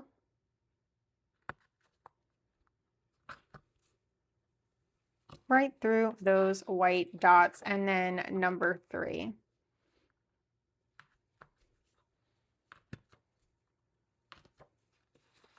And now we are done with this if you have one. If you don't have one, you can always fold this in half and then push through this way, but it's a little more challenging. This spine piece is just much easier to go straight down through.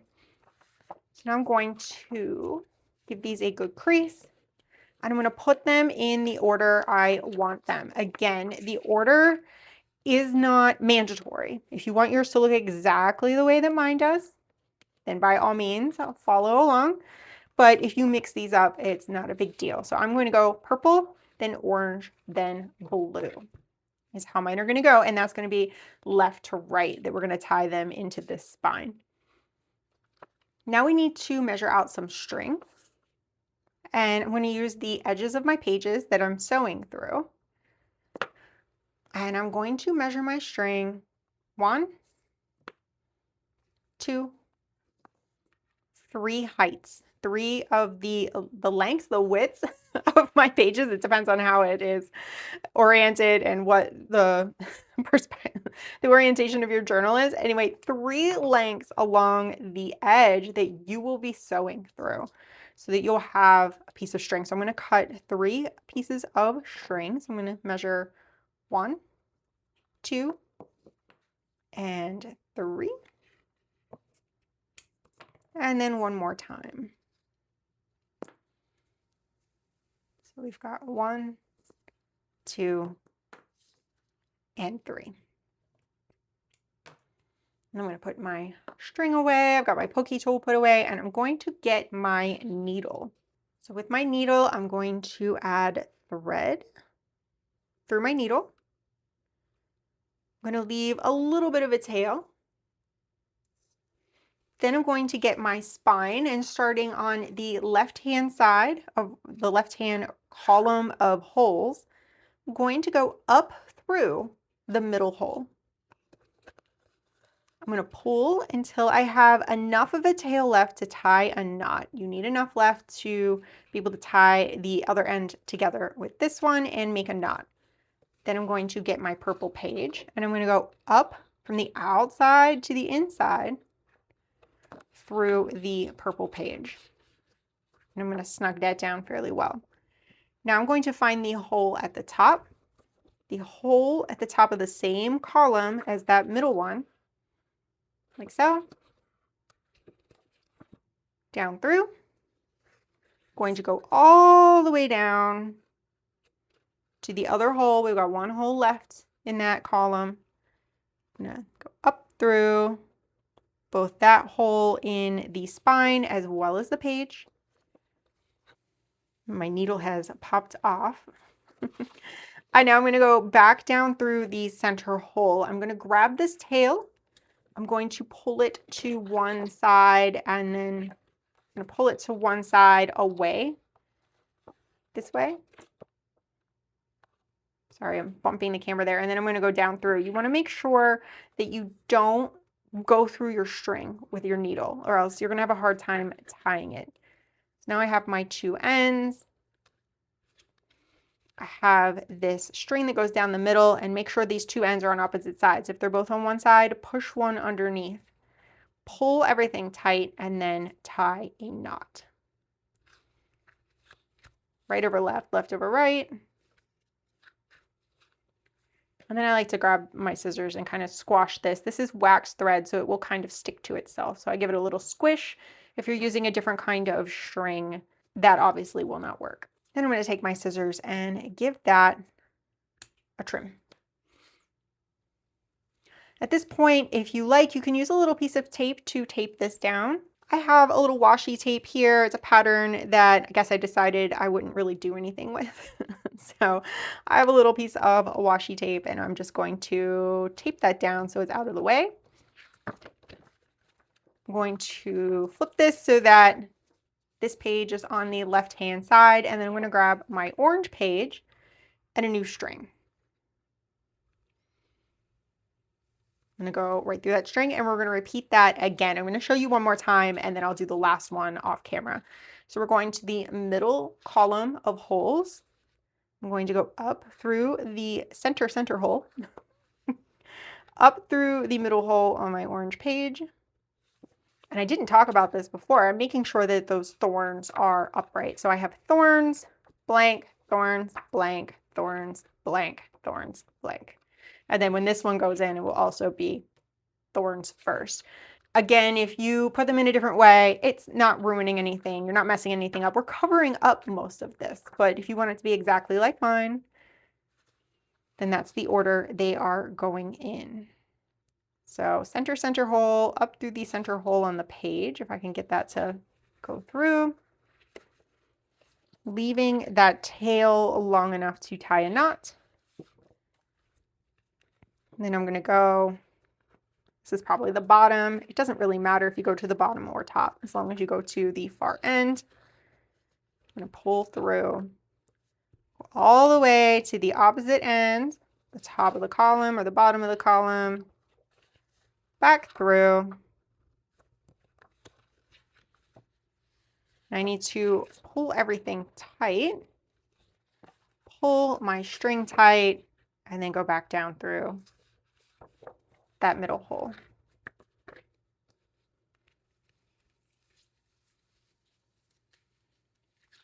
Make sure that both arms are on opposite sides of the center string. Pull everything and make sure it's tight and tie your knot. Right over left, left over right, or thereabouts. Now I'm going to smush, smush, smush, trim. And I'm going to peel up my tape a little bit, or try to, and add my new strings underneath. All right, there we go. So there is our second page in purple. orange. Now I'm going to use the same method to attach blue, thorn side up.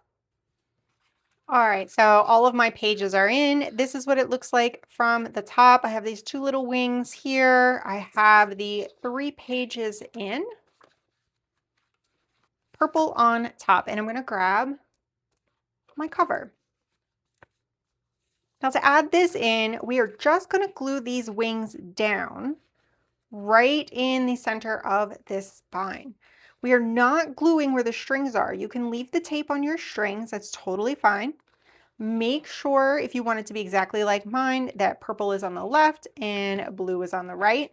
I'm actually going to change the tape on these so that they are being taped in a downward direction instead of up. Let's not fight gravity on this. There we go. And now I'm going to put glue, the cap off. Going to put glue right on these tabs. So this tab here with the angled side and this tab here.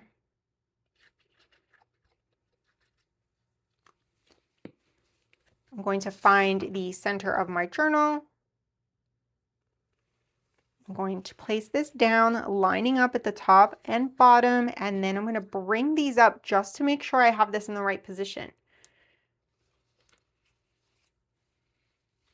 Then I'm going to find the center of my pages, open that up, and let it dry. Do not try to move this until it is dry.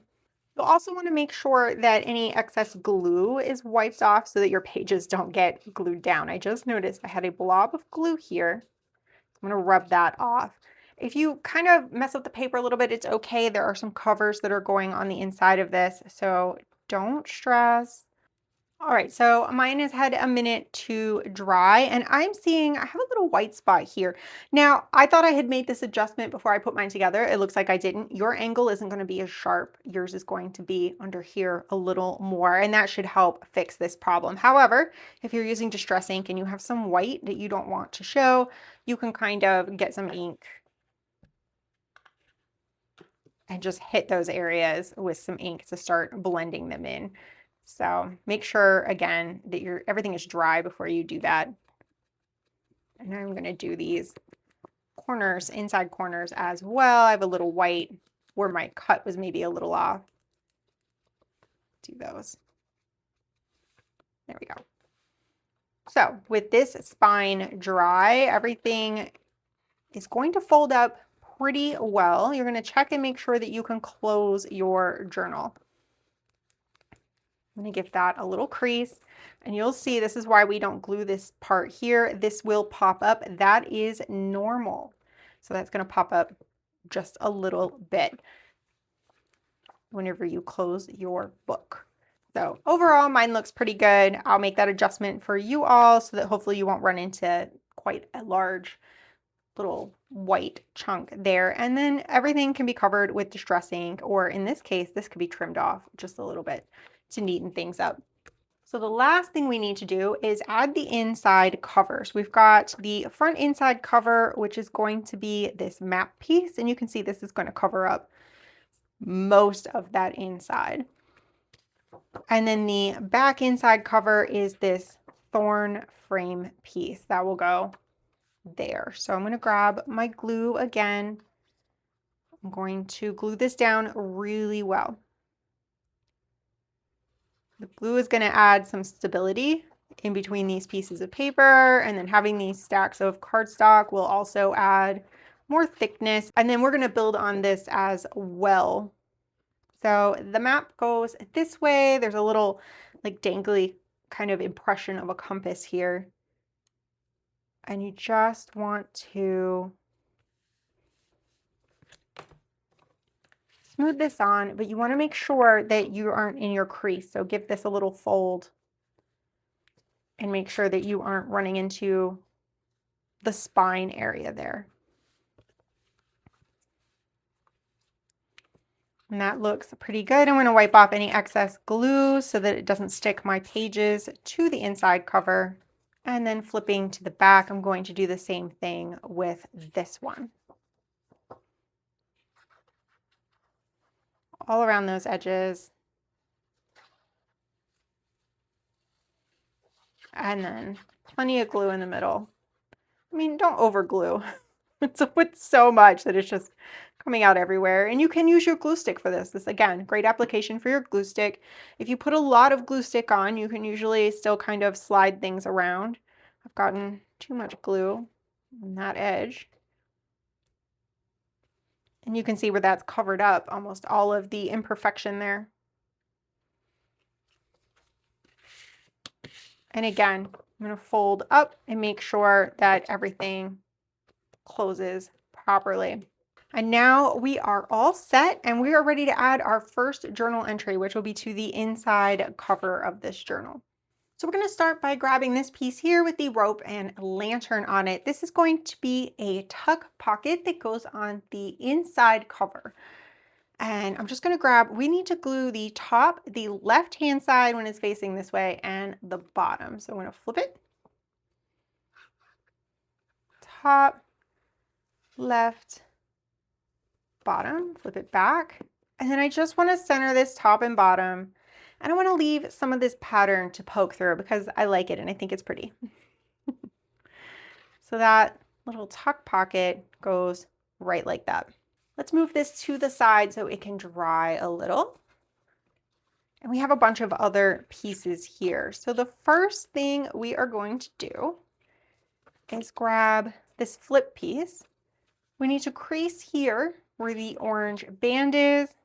We also need to crease along this line. I recommend creasing the orange band first, flipping over, meeting this corner, and then pressing down because this should all be able to lay flat. So once you get those folds done, we're going to glue this panel to the back, the two large panels, the two large parts, back to back.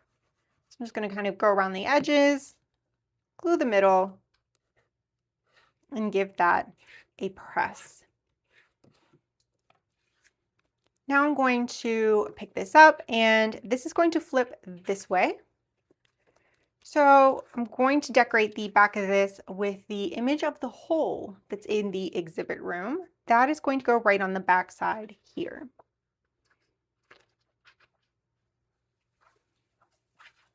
Give that a little swizzle of glue. Center it up as best you can and press it down. And then let's just let this dry off to the side. Next, we have this panel. This is just going to fold in half, match up the corners as best you can, give that a really good press, and then glue this back to back. This is going to make a nice solid card for us to pull in and out of our pocket.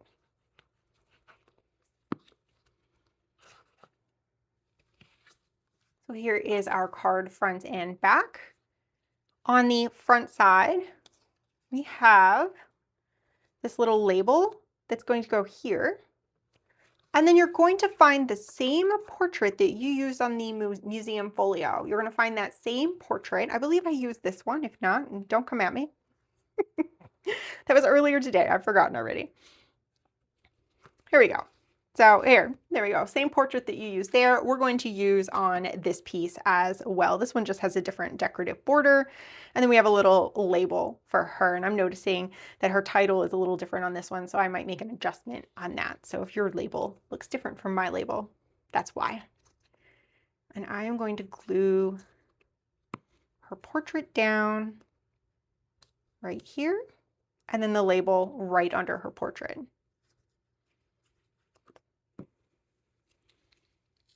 Like so. Now I'm going to place this to the side to dry as well, along with the rest of my portraits. You can use these for any project you like. You won't need them anymore for the Living Archive. And let's bring our journal page over, and we have this notes and observations label. And I can't get a hold of it, as well as a couple of labels that say unusual carvings and precise stonework. And these are just little notes that Alistair has made about what they find when they climb down this hole. So I'm going to put a little glue here. And we're going to have his notes and observations throughout this journal. Here I've got unusual carvings. You can play with the placement of these pieces however you like. Don't be afraid to be creative. And here is precise stonework. There we go. So those are going to go on our pocket. Now let's come back to our little flip piece. This has the first journal entry on it, and we're going to make sure that this is broken in a little. I just want to give that a little crease back and forth just a couple times. Again, we're not trying to totally wear the paper out, but we'd like it to be able to move well. Then we're going to grab this tab. We should have put this on earlier, but I forgot. So this tab is going to go right over the edge here. It's going to kind of bump up against that image and then sandwich like so. And mine got a little funky. You're just going to fold this right in half. Mine got cut a little strange on my cutting machine. It got kind of aggressive and it's hanging on by a thread. Hopefully yours should not do that. I will double check the file and make sure that's not an issue. And I'm going to offset mine. You can place it anywhere along this outside edge. I'm going to butt it right up against that image. And then I'm going to place it right here. There's kind of a little void in this area that this tab can sit in. So now we have a tab. Let's bring this back and we are going to glue, just like we left a little space here, we're going to leave a little space here as well. So this is going to flip up. There'll be a little gap between the pocket and the flip, and that way we can see, we're going to put this card in, we can see that kind of show up. So let's go ahead and glue this down. I'm going to glue right along this tab, making sure I get glue up to the crease. I'm going to give that a little spread with my finger. And then leave a little gap between the outside edge and try to center this top and bottom with the pocket so they're in a nice line.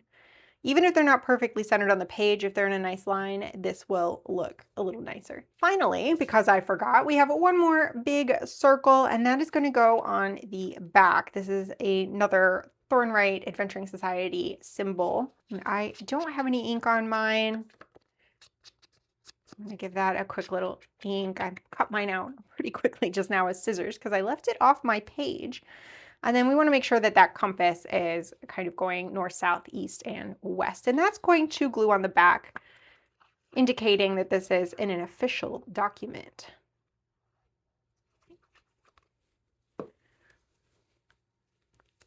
There we go.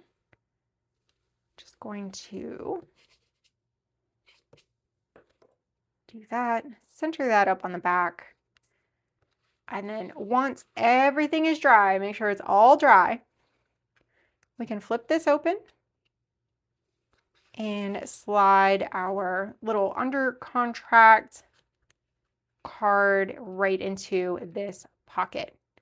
Now, if it's a little bit of a tight fit, you can grab your bone folder or your scissors. I'm going to turn this because I am right-handed, and you can just give this a little wiggle wiggle so that you can slide it in. There we go. Sometimes you just have to coax the pocket open. It's too tight. And that is it for the first journal entry and for the construction of the Living Archive journal.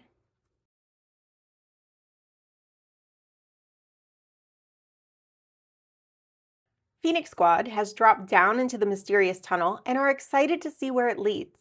Let's assemble the second journal entry, which details their findings, as well as a map case for the maps that Alistair will draw along the way. There are 14 pages in this project, 13 on cardstock, 1 on paper. I know it seems like a lot of pages, but a lot of them are envelopes. So I'm going to go over all of this step by step and make sure that you have all of the little details. The one page that's printed on paper is the page with this little map on it. So this one is printed on paper. You can print backer 3 on the reverse if you want it to not be blank. It's not necessary. This does get folded in half, but if you don't want white paper, then you can put backer 3 or really any backer paper on the reverse of this page. For the 6 envelopes, they are in 6 different colors. These 6 envelopes need backer paper 1 printed on the reverse so that whenever you look through the window and there's nothing inside, you have this map print inside. And you're also going to need to print backer 3, the vine pattern, on the reverse of the page with this little tri-panel piece on it. You're going to put backer 3 on this as well as the page that has this map case flap on it. So that also gets backer 3. I do also want you to note that the page with 2 frames on it, you need 3 copies of this page. So you have a total of 6 frames. I know that's a lot, but if you just follow the instructions at the top of each page and work your way through, it's all going to come out perfectly. And finally, if you're not sure which pages are for this project, then look for all of the ones marked Part 5. For supplies, we have the usual suspects plus 1 optional addition. So you'll need your scissors to cut everything out, or you can use your cutting machine if you like. Liquid glue with a fine point and your optional glue stick, your bone folder and optional scoreboard. And then the extra supply would be some kind of transparency film. I'm using an inkjet transparency film that I'm just cutting down to get little pieces out of. The pieces need to be 3.5 by 5 inches, and you will need 6, 1 for each envelope. You could also use leftover packaging if you have enough to make 6 of these panels. So if you had something that came in a clear plastic box, you can cut that down as well. And this little plastic piece is going to insert underneath this frame and on top of this one, just to make a little plastic window for you to view the map through. It's just a little finishing touch and it's not mandatory. And in fact, I will not be putting these in. I'm going to show you how to put it in, but I won't be putting them in on all of mine just because of the glare from the camera whenever you're going through things. So I will go over inserting this, but this is an optional step if you want to add that extra detail. So that being said, let's go ahead and actually start with those envelopes and get them done. So I'm going to move everything else out of the way. So I'm going to bring all 6 of my frames over, the 6 different colored envelopes. You can see I have mine here. And then I have this little label that says the Nexus. I am going to keep that nearby because we're going to use it. Also, if you're using that transparency film, get those 3.5 by 5.5 inch pieces pre-cut if you want to insert those into these envelopes. So the envelopes are simple. You only have 3 folds. You have a tab on either side that's going to fold in. And then this front panel is going to fold all the way up. I just try to match those corners up as best I can and then give this a good crease along the bottom. So those are the folds. But before we glue this together, I like to glue the frame on first because if you flip this over, you can see when the frame is centered. I made these just a little larger, and you'll have just a tiny bit of white peeking out all around the edges when this is centered up. So it's easier to center this frame up before we put the envelope together. So I'm going to assemble one without the plastic first, and I'm just going to put some glue all around this. Again, gluing to the edges helps keep things from catching. These will be going in and out of a map case, so you want to make sure that it's glued fairly well. I'm just using the tip of my bottle without squeezing really to kind of spread this glue out. I'm kind of swirling it around and squeezing just a little if I feel like I need more glue. And then I'm going to take and place this right on top and adjust. So this is adding not just a decorative detail, but some reinforcement to this frame area because it is a little on the thinner side. This is going to help make this sturdier and lay nicer. So there is the frame on without the plastic. And now we're going to do that again, but with the plastic. So I have, this is just an orange extra envelope I've got my frame. And I'm going to go ahead, same thing. You want to make sure that glue is all the way around and going to those edges. Just going to do the same thing, a little swirl all the way around. You get the idea. But this time I'm going to grab my plastic. Ooh, can't get a hold of it. And it's a little hard to see because it is clear. And I'm just going to lay that into the glue, making sure that it's not poking over any of the edges and that it's filling the window space properly. And then I'm going to put a little extra glue on top of it at 3.5 by 5.5. This should fit comfortably on the back of the brown frame. Little glue on top of that, and then same thing, going to just lay this down on top, center it up. I can slide around just a little bit. And now we have a envelope with a clear window on it that we can look through. And I think that's a really nice finishing touch on this one. I highly recommend it. If I wasn't filming this and trying to show everybody the finished products, I would definitely put these in all of them, but that glare is a little hard on all of your eyes with the filming lights. So that's what it looks like. And you can see, here we go, we've got a map. I'm just going to quickly fold this in half. This is kind of the last thing we're going to do today, and obviously I have not assembled this envelope yet. We'll get to that. I'm on a little bit of a tangent. So that'll slide down in there, and then you'll have that clear panel, and you can kind of see what that's going to look like. So window, no window, up to you if you want that plastic in. Once you have put the frame on, with or without your plastic, we're just going to glue these tabs like so, and then flip this up and press it down. So now we have this cute little pocket for our maps to go into, and you're just going to want to repeat that process for all of these envelopes. So there are 6 total. We've got teal, blue, yellow, orange, purple, and green. So I'm going to go ahead and do that, and then we'll build the map case. All right, so I have all 6 of my envelopes put together, and I'm going to set these off to the side to dry. And you know what? I think we'll come back to this. I don't want to jump ahead. So we're going to take this little Nexus label and put it off to the side as well. And let's grab all of the pieces to build this map case. So this is a slightly unusual construction, and it's going to have one little challenging part, but I'm sure together we can all get through it. So the first thing that I'd like to do is glue this little buckle. There's a short and a long. The short one needs to be glued to the back of the long buckle. And I'm actually going to use my glue stick for this, I think, since it's a smaller piece, and I'm going to just get a little coating of glue on that. And I'm going to put it right on the back side of the buckle, line up the ends. And there we go. So there's that. Let's put that off to the side to dry. We'll come back to it.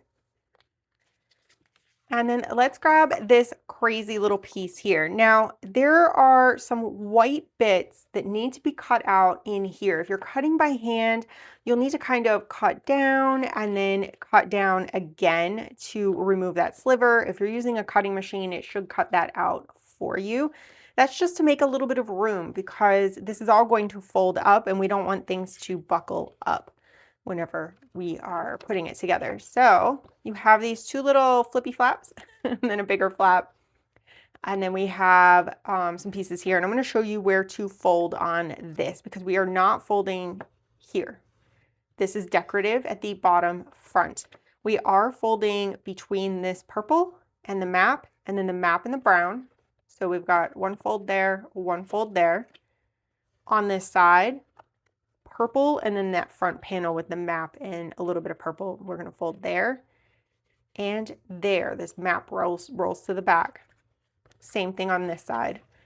Purple and map roll to the back. So what is going to happen is these then fold down,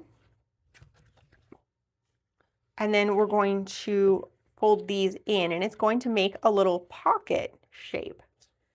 You can see like that. So get all your folds done.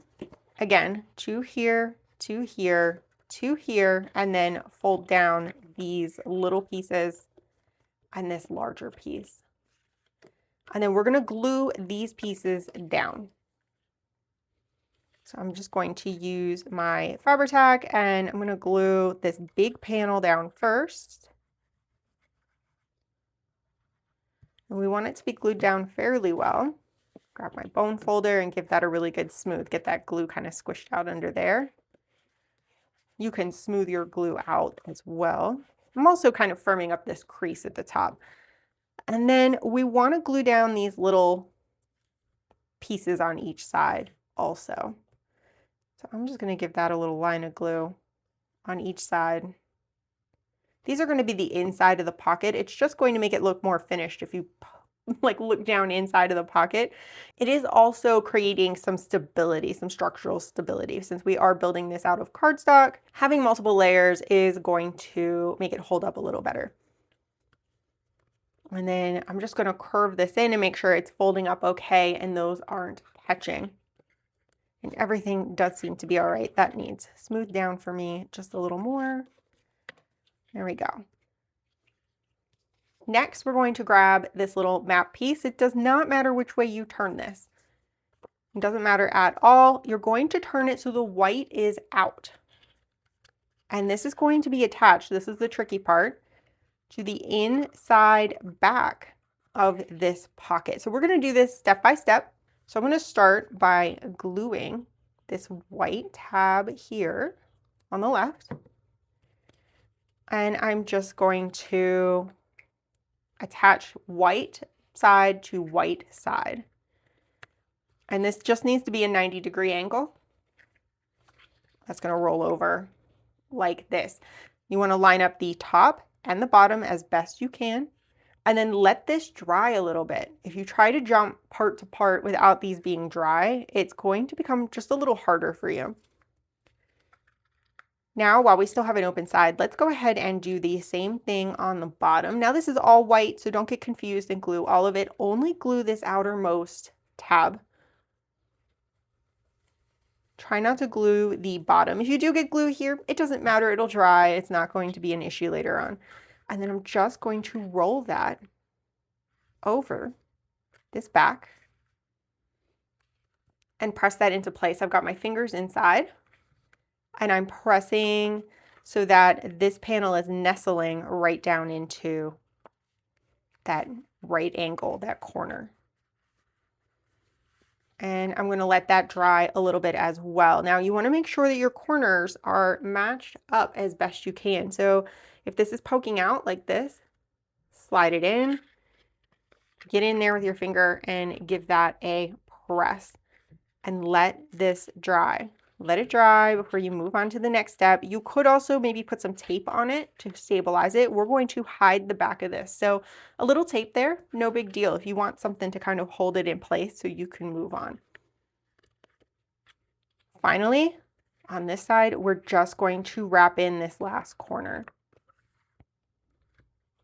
So this is going to be just a little trickier because you have less things to work with, but I'm just going to wrap that up and then check that corner, and you want to make sure everything is looking nice and as square as possible. It's probably not going to be absolutely perfect, so don't beat yourself up if it's not, especially if you've cut by hand. Just let it be. Relax. It's a craft project. It's meant to be fun and not stressful.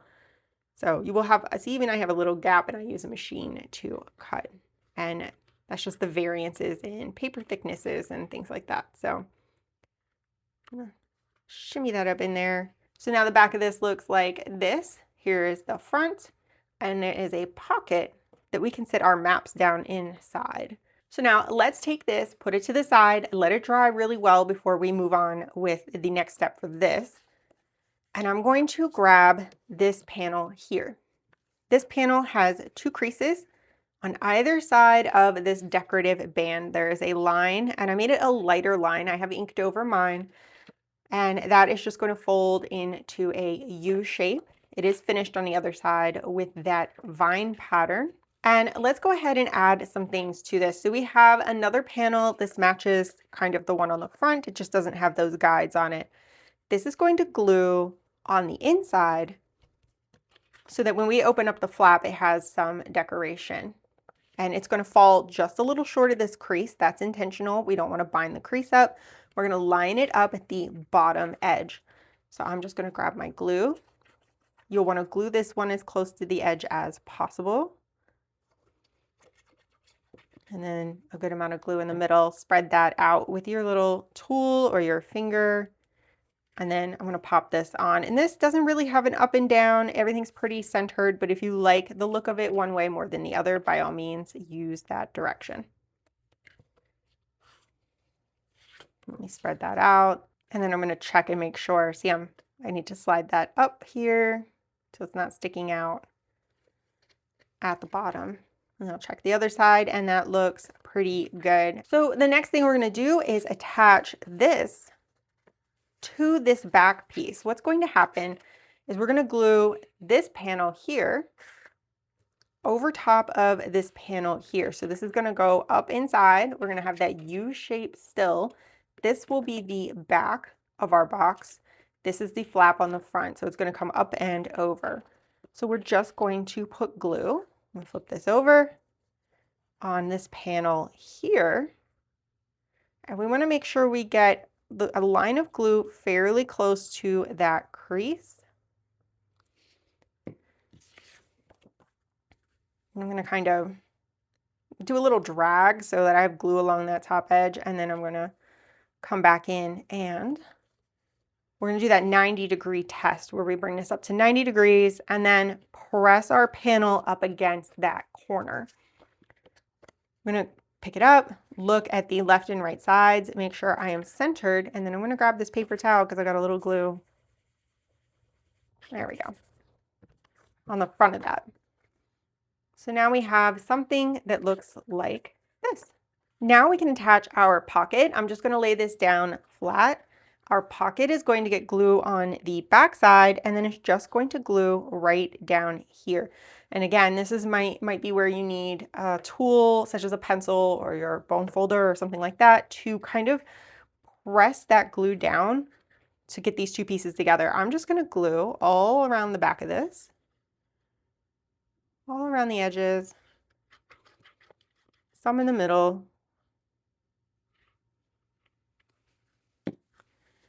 And then I'm going to carefully place this so that I'm lined up with one side and corner. Then I check the bottom and make sure I'm lined up along the bottom. And then I check the other side. I'm going to go to the back. I'm going to straighten it out as much as I can. And then I'm going to grab my bone folder and kind of smooth that glue towards the middle. I might have put a little too much glue on, which does let me slide this around a bit, but there we go. I'm going to check my edges and make sure I don't have any glue seeping out, but now we have a box that looks like this, which I think is pretty cool. So now we have a couple of embellishments to add. I'm just going to kind of let this lay flat and open with the back side up. And we have this strap and then the Phoenix badge. I've left some guides here. This strap is going to glue right about here. It might not go all the way to the top of the guide. It just kind of depends on how you cut. This is going to butt up against, because we've got that second layer, it will butt right up against. And then this guide is mostly here so that you can center it without having to look at it and be like, is this centered? Is this the center of the flap? I didn't want to leave you guessing. So I'm going to put a little thin bit of glue on the back of this, on the white part. And then I'm going to use this guide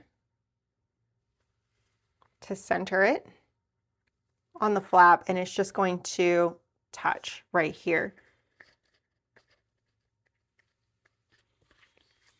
And then you might be able to guess this little badge is going to go right over top of that. You might want to let this dry a bit. You can also fold it over if you feel like it's trying to be pushed up, laying it like this. If it's pushing up on that, you can lay like this and see if I can get mine to stay that way. There we go. And then I'm just going to glue the badge right over top of that. You can glue yours on a little better than I just did. And this one, you have to guess just a little, but you can kind of see the point of this. There's a little rounded point. It can point straight down the middle of that strap. And I'm going to try to give this a little smooth.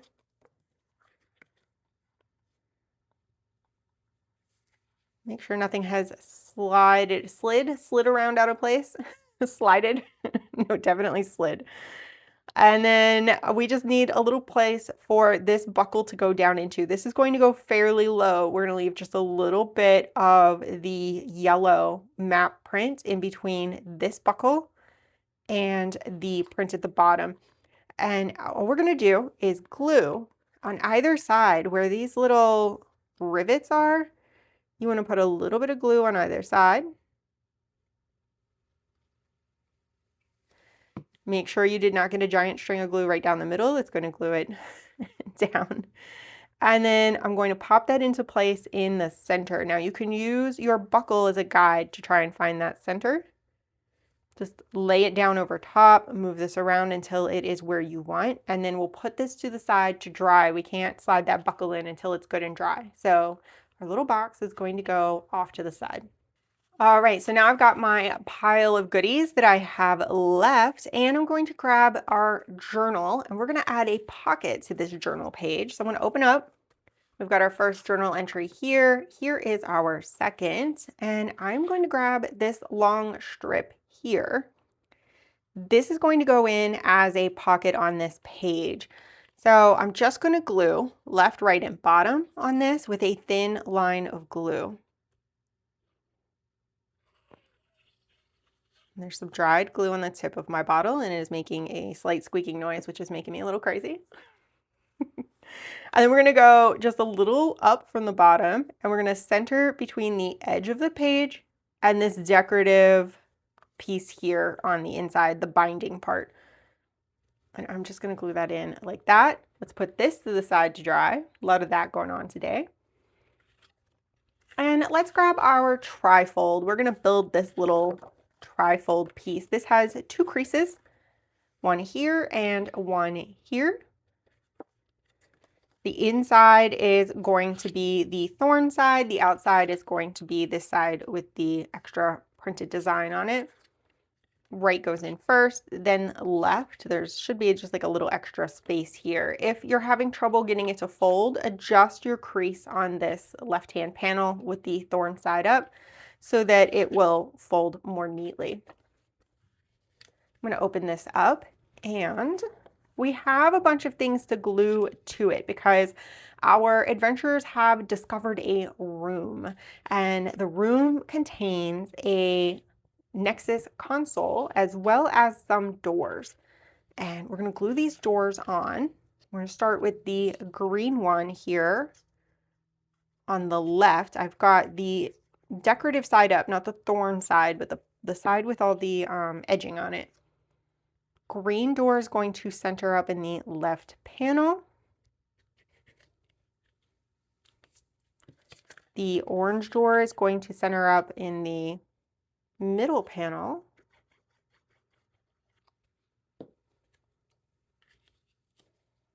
Like so. And then the purple door is going to center here in the right-hand side.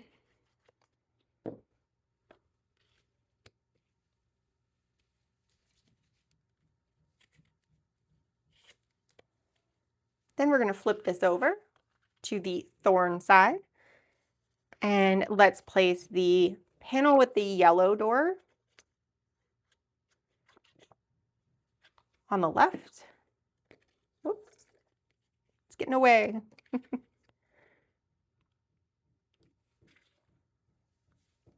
And I did not ink my creases here for you. It's a little late, I guess. I can't really, I've got things glued to it. And anyway, you have a little crease here, so just center that up on the panel as best you can. I like to ink those creases as well because I like how they look. When you open things up, it adds another little element of interest. So if you're using ink, inking these inside creases make it a little more exciting visually. We're going to put the hologram here in the center.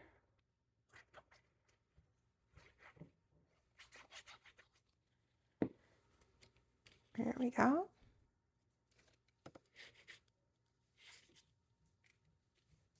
and the blue door here on the side, the right side.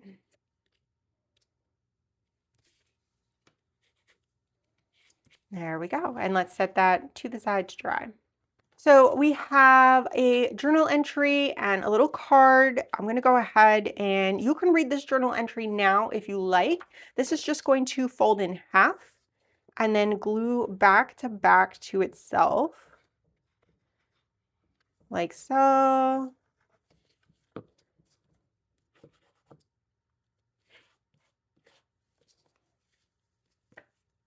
So, and the front side is after following the tunnel for a short distance. That is the front. So you'll read the front, the back, and find out what's going on, what they discover down inside of this tunnel. And then same thing for this one, it's going to fold in half and we're just going to glue these back to back as well.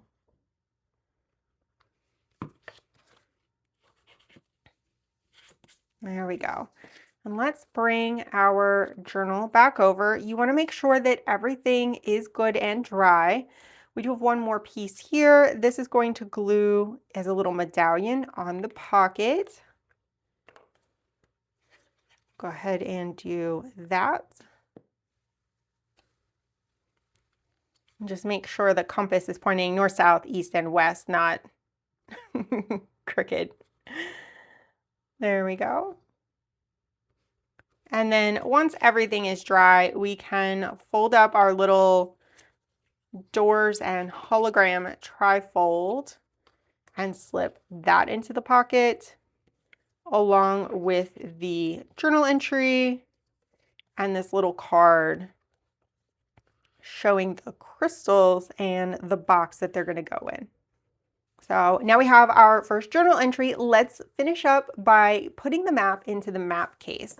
So here I've got all my little envelopes. I've got the map. It's just going to fold in half. This is the tunnel that they followed, and then the Nexus room with all of the doors and the Nexus in the middle. I'm going to use the teal envelope. As you can see, we have different colors and we have different colored doors. So we're going to match later maps for each of these doors to the properly colored envelope. So we're going to use the teal one right now. We have our the Nexus label. That is going to go at the top of this envelope.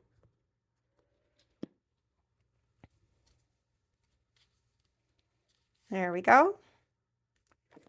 And then I'm going to fold my map in half vertically and slide this down in. Now you want to check and make sure that you haven't glued anything shut. If you have, you can just grab your bone folder and run it around inside of there just to pop things free. You can use a ruler instead if you need to. And then this will slide right down inside like so. And we have our first map for the box. And I'm going to put all of these envelopes in the box. They should just tuck right down in there. You might need to squish the pile a little bit. You can always come through and run your bone folder around the edges of all of these just to firm those creases up. That will make them lay just a little flatter. And I'm going to put the last one in. So I'm going to stack these up and then put them in. You can slide them in individually, but you might catch on those frames just a little bit. It's kind of a downside, though, those really cool frames. You might kind of hit a stopping point here and it doesn't want to go in any further. So I recommend pulling these all out and doing that. And then sliding them in. Everything should fit neatly inside. And then a moment of truth, lifting up and right inside there. If you are having trouble getting under that, use your scissors and just kind of slip them under and give it a little lift up. And that's going to help you slide underneath there. So here we are. This is the end of part 5. Our adventurers have discovered the room at the end of the tunnel, this Nexus room. They've met this hologram, and now they are faced with 5 different colored doors to explore. And I'm looking forward to filling up this little map case with you and the rest of the journal.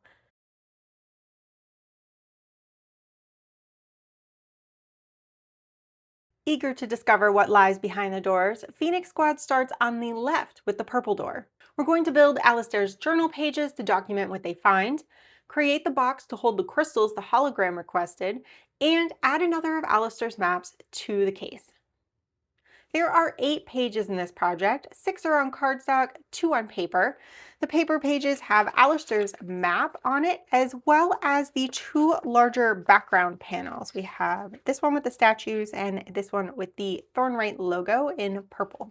Backer paper 3 should be printed on the reverse side of the page with the journal entries on it. So it's going to be this one and, there we go, this one. And you have the option to print backer paper 3 on the reverse of the map page as well if you don't want it to be blank. If you're not sure which pages are for this project, then look for the ones marked Part 6. For supplies, you will need scissors to cut everything out or your cutting machine, liquid glue with a fine point and your optional glue stick, your bone folder and optional scoreboard. You will need a Velcro dot to hold the box shut, and I have used vintage photo distress ink on the edges of everything. So we're going to start with the journal page. I'm going to move all of these box pieces off to the side, as well as my map, and then I'm going to kind of push all the rest of the pieces up above here. And let's grab our journal and open to the next open spread. And we're going to use both pages here. So we have these 2 background panels. These are going to add a decorative element to the pages. The one with the logo is going to go onto the left-hand side, and then the one with the gallery wall is going to go on the right, the painting and the statue. So again, great place to use your glue stick. I'm going to still use my liquid glue because I like it and I can kind of move it around. I like being able to move things around a little better, and I don't have to worry about accidentally running my glue stick off the edge of my paper and getting it on something I shouldn't. All right, so we have this logo page, and again, not really an up and down. It's up to you. I'm going to go that way. If you can see it, it's kind of a light lavender color.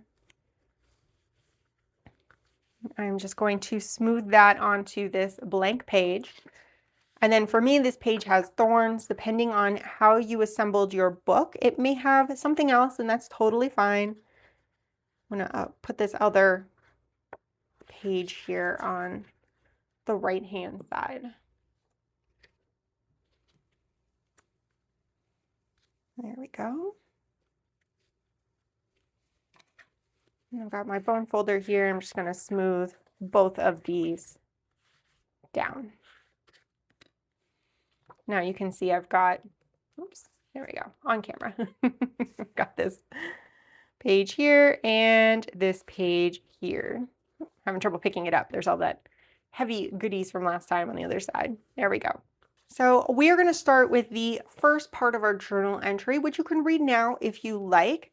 And we're going to fold this right along where this seafoam green kind of band is. We're going to fold right there. And this is going to allow this to become a flip to flip up and down on this page.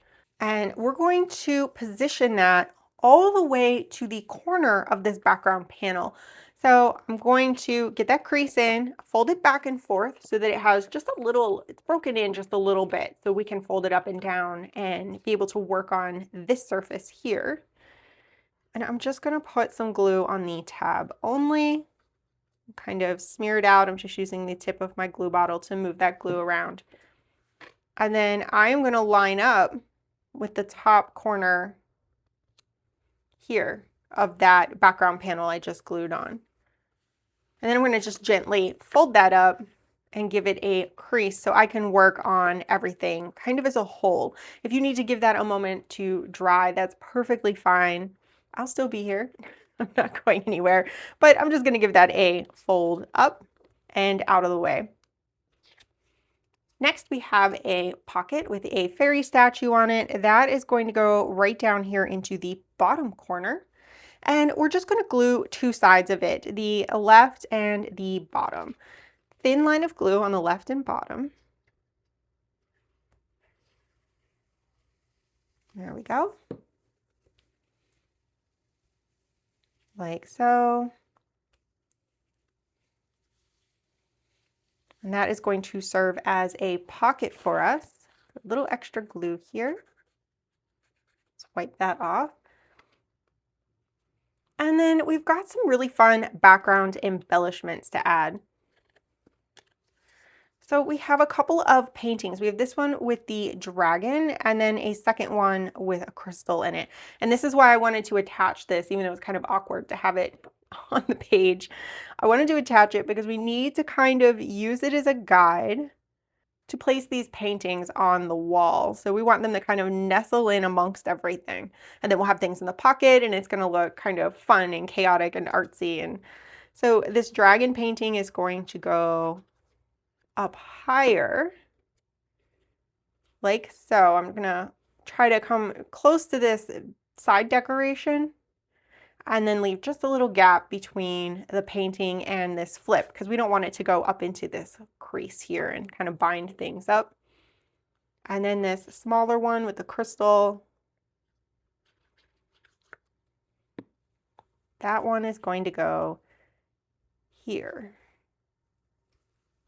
Now let's work on the flap, and digging around here in my pieces, we have this statue with the hippocampus on it. This is going to be a belly band so that we can slide something inside of it, but we're going to offset it a little bit to the side instead of just putting it in the middle.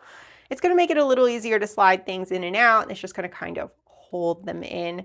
So this is going to be placed here. Now check and make sure. Mine looks a little long. I'm going to adjust that for you guys a little bit. I'm going to trim a bit off mine, but check and make sure that the fit is good. If you're hanging over down here, it's going to bind up your flip. It's not going to want to close properly. So I'm going to cut a little bit off. You should not have to cut a little off. I am going to fix that for you. There we go. That is better. So I'll make that adjustment on the files for you. But just double check and make sure, check my work, that we're not hanging off the edges, especially here into this crease. And then we're just going to put a thin line of glue at the top and bottom. And we're going to offset that just a little bit so that it's more to the right on this panel than to the left instead of being dead center. I'm kind of building an angled viewing area.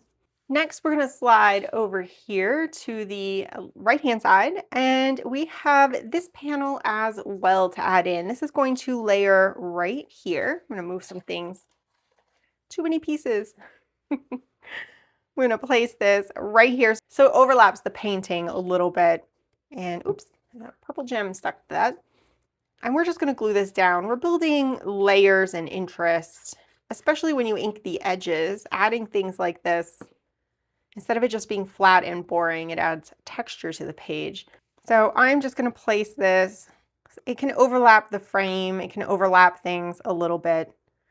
That's no big deal. It's meant to kind of jump out at you.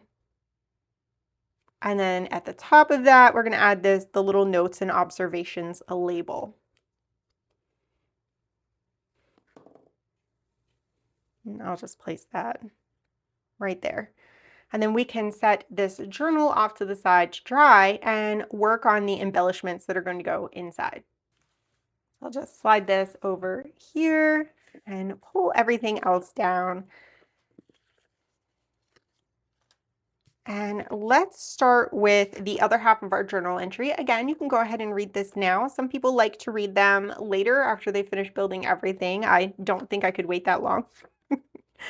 And on the back of this, we're going to attach the picture of the statue with all the flower paintings behind it. And this little gemstone is just chasing me around. It's stuck to everything. All right. Oops, did I put that the right way? Yes. All right, everything's right side up. It's probably not a big deal if you flip it this way instead, but just making sure I had that right side up. So here is our card with the other half of our story on it. We've got a couple of display cabinets. That's going to glue back to back.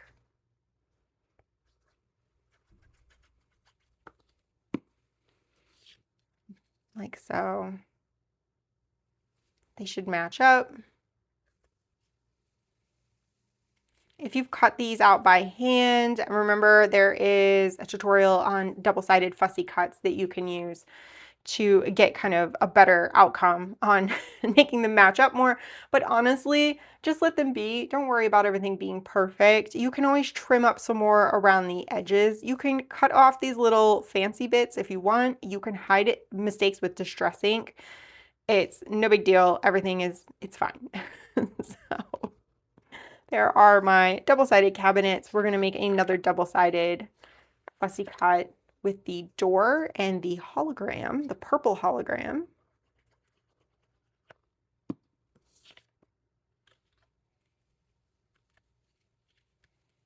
There we go. And then let's come back to our journal.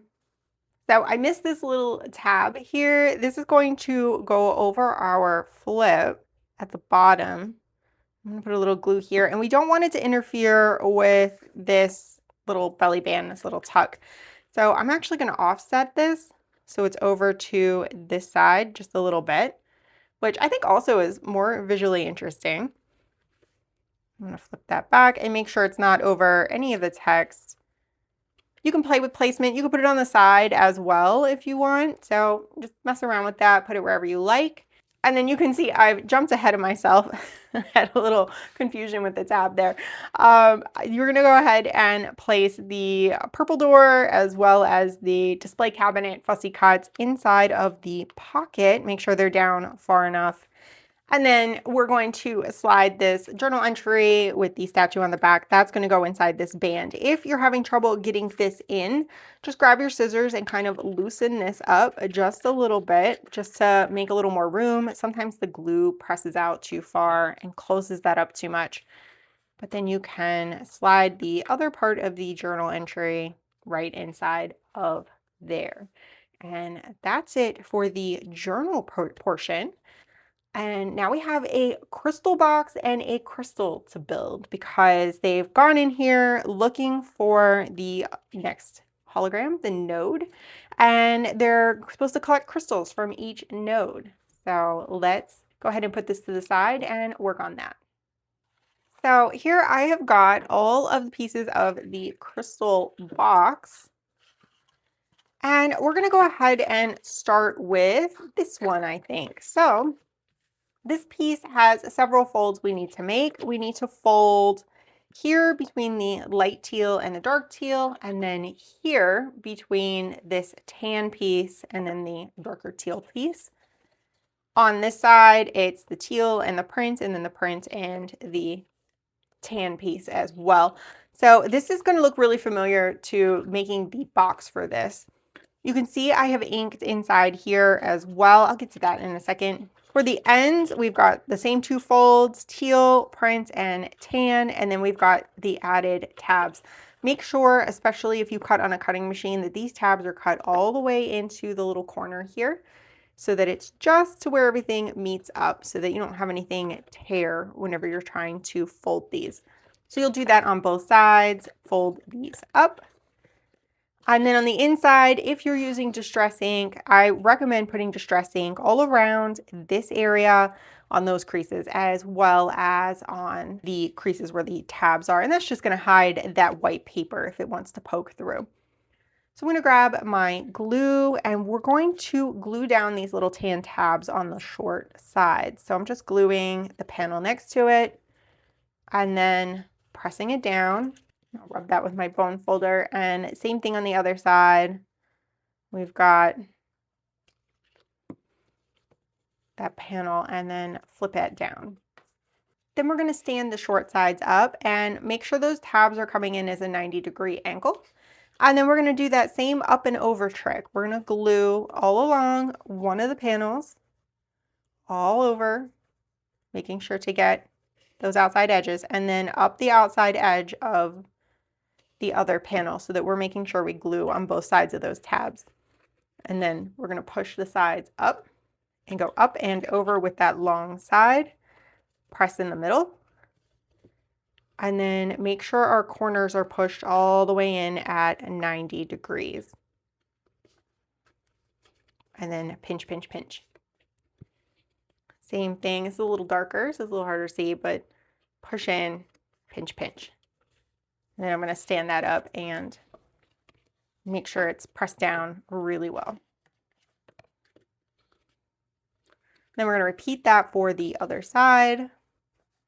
Glue the entire surface of one of those folded panels and then up the sides of the other.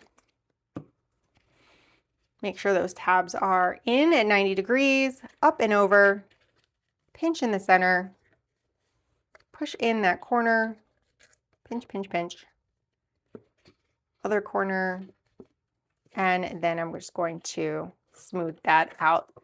So now we have something that looks like this, and it is going to need a bottom. And that is where this crazy little strip comes in. So we need to do a bunch of folds on this.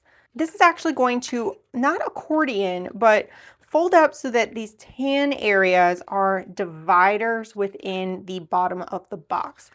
So we're going to start with this end. We're going to fold along this line, and we're just going to fold over. Then we'll go to the line between the tan sections, and we're going to fold it back so the print is on the outside. Between the tan and this bottom piece, we're going to fold over, print on the inside. Here, same thing, over, print on the inside. So if the line is touching one of these kind of bottom pieces, print is on the inside. If the line is in between two tan pieces, print on the outside when you fold. And you're going to continue that all the way down. So over. And again, I'm touching one of these bottom pieces. So print on the inside. Two tan pieces, print on the outside.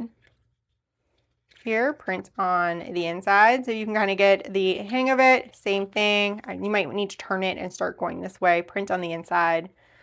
Print on the outside. Print on the inside. And you'll have something that's looking like this. So we've got these peaks that are the tan pieces, and then the valleys, which are these larger pieces. Now we're going to go in and we're going to glue these tan pieces so that they are together. So you can use your glue stick if you want. I'm going to use my liquid glue, and I'm just going to put the glue in each of these little, they're peaks one way, they're valleys the other, but in between each of those. And then I'm going to go along and just pinch, pinch, pinch with my fingers and pinch those together.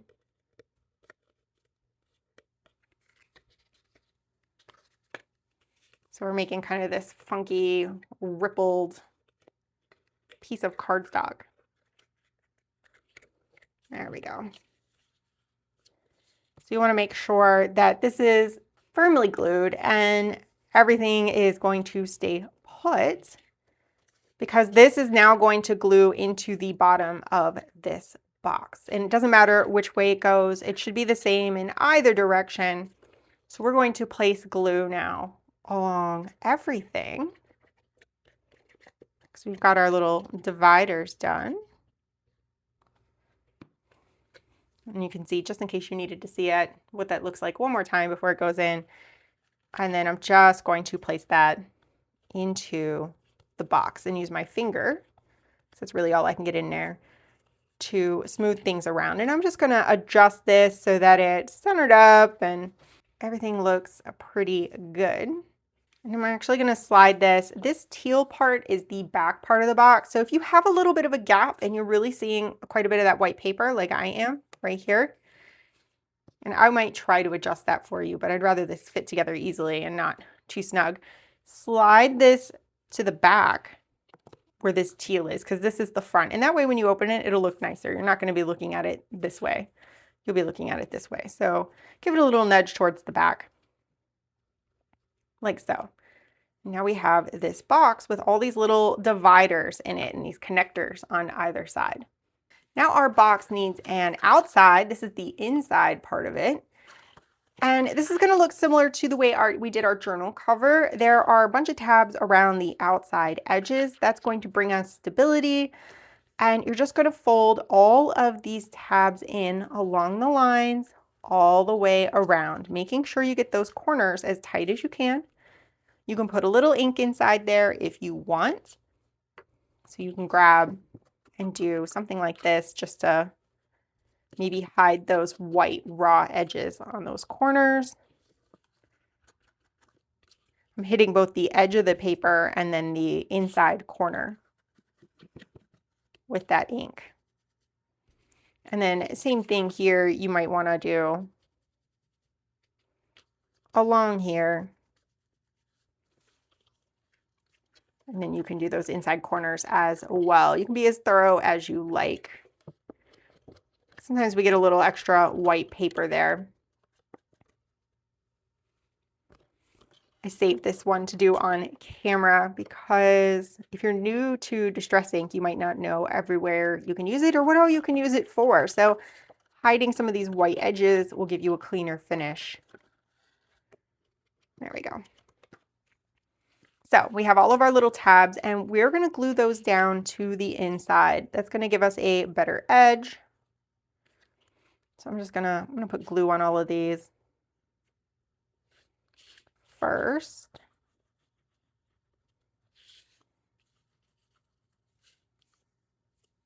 Pull some more stuff into the camera in case my color is getting blown out a bit from all this white. Didn't even think of that. All right, so we've got glue on all the tabs, and then you can spread that out with your finger or tool if you like, and then fold these in until everything is down.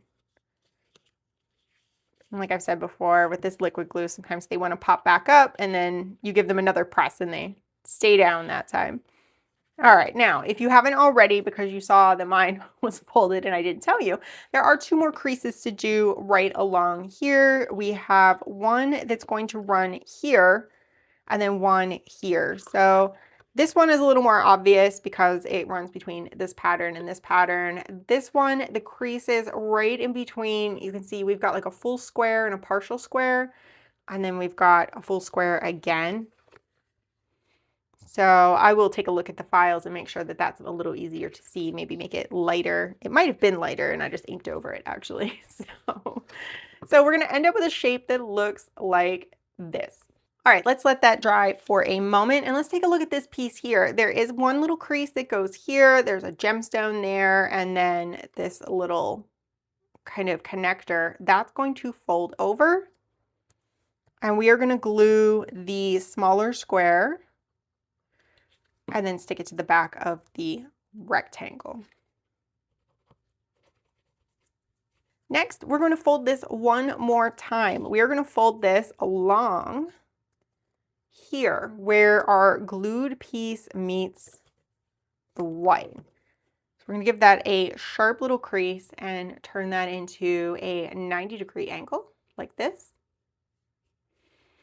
And then sit that to the side for a moment. Now, let's take a look at this and you can decide what you want the top to be. It can be this more textured side. It can be this plainer side. I think I'm gonna go with the plainer side this time. My sample had this more textured side and now I'm ready for a change. So I'm gonna do this side up. And we have this panel with a bunch of crystals on it that's going to glue in right to the inside cover of this. But before we can do that, we need to attach this little closure. So what I'm going to have you do is actually glue the closure to this inside panel piece because it's easier. We have a center line here. It's easier to line that up and make sure it's in the center. So I'm going to put glue on the white. And then I'm just going to place that on top and center that up so it is in the middle. And I've got the crystals kind of at the top here. with all these diamonds at the bottom. And then we're going to come over, and this is going to glue in here. So pick what's going to be the top of your box, and we're going to glue that in right on top. So we have a back panel, you can see a bottom panel, and then this will be the lid. So I'm going to put glue all over this.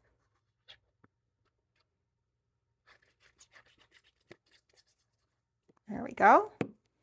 I can just grab it by the little tab here and place it on top. And I'm going to go fairly close to that edge on the lid. Now normally I would put some distress ink there, but it looks like I've decided not to this time. I forgot, I'll be honest. I forgot to do that. It's not too late. I can just wait for this glue to dry and put a little distress ink in there. I did tighten this up quite a bit, so I'm hoping maybe when we glue this in, there's not too much. You can see there's going to be a little bit. I'm actually going to slide this down just a little.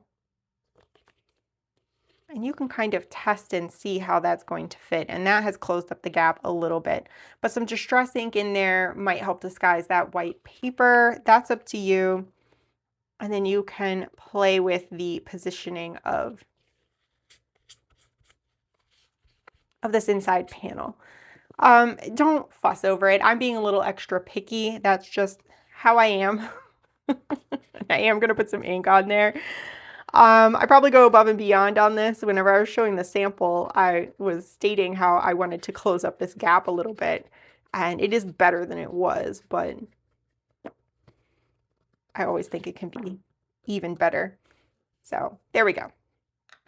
A little bit of ink goes a long way. And then we are going to glue in the bottom of this box. So we need to put glue on the plain teal panels. And we want to make sure that we get all the way to all of those edges. Because the better we get this glued all the way to the edge, the nicer it's going to look. It'll look a little less like a box made out of cardboard and a little more like something more solid. So I'm actually going to grab my little spreader tool for this one, especially on this back panel here. This is where when the lid opens, if it's got a nice sharp attachment at the top of this, it'll look a little better. All right. And then I'm going to sit this centered as best I can on the bottom. I'm going to fold up. And then I want to squeeze, squeeze, squeeze, squeeze, squeeze, and attach that back. The back to the back.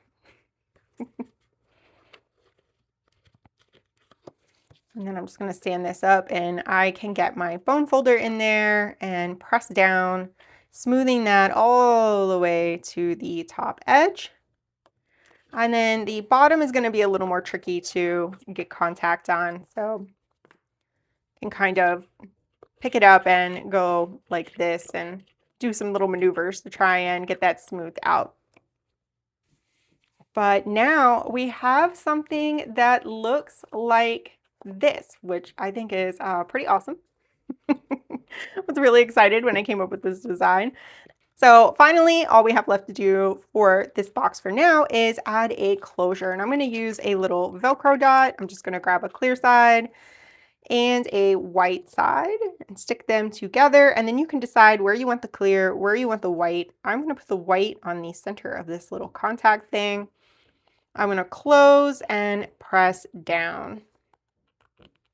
And now we have a little Velcro closure on this. And you can always swap that so the white is on this side and that the clear is on that side so you can see that little connector better. That is up to you.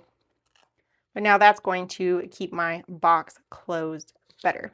So now we have just a couple more things to do. Since we have our crystal box out, let's make our purple crystal. So we have these 3 pieces. They're a little crazy. And this one a little less than the others. And what we are going to do is fold along all of these lines and give it a crease. So there are, how many? 1, 2, 3, 4, 5 different lines we're going to fold along.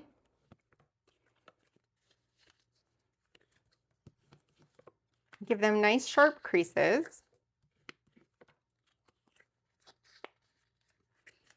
And then we're going to make kind of a cylinder out of them. Like so. I guess it's not a round cylinder, but you get the idea. So I've got my glue panel here, which means that's where my glue goes. So I'm going to glue all along that. And then I'm going to press this panel over that one just to connect everything. So we have something that looks like this. Next, we're going to grab one of these little caps. These are going to cap the ends, and we just need to fold those over along all of the lines. So go all the way around, give those a fold. So we're going to have something that looks like this. And then we're going to pick this up. I'm going to put glue all around one end on the gray area, like so, on all 5 sides. And then this little cap is going to go on, and I'm going to start pressing those little panels down, just like that. So now I have something that looks like this. There we go. And then repeat that for the other side. So fold all of these little tabs down. Glue all the way around on those gray areas. There we go. And then we're going to pop this cap on. So you just kind of find where these sides line up and then start folding those sides down into the glue. And we have something that looks like this. Our little crystal, maybe a magical battery of some sort. We've got connectors on each end, but this is the item that they retrieve from the node behind the purple door. We're going to bring our box over, and we have a little lit up purple crystal. And what we're going to do is we're going to place our crystal into the box right here on the left-hand side. I like to do it with these 2 stripes up, and then the last one, this one is going to touch the bottom as another point of connection. And then we're going to light this up with a purple light. So a little glue on the back of this. And there we go. We have inserted that purple crystal into the box at the nexus. I'm going to put this to the side, and we have one final thing to do. We need to add our map for the purple door. So I'm going to pull all of my maps out of the box. Let's get the purple envelope, and I'm going to put the purple door. I'm going to put that label at the top. And go ahead and place that there. And then we have our map showing the crazy mechanics of this gallery that they've walked through. I'm just going to fold that right in half and slide it down inside of the envelope, like so. And then you can leave this one on top. You can put them in the correct order if you like. I'm going to stack all of these up and place them back in. It's a little easier to put them in and out as a stack instead of individually. So there is our map. I'll close that up. And we are done with part 6.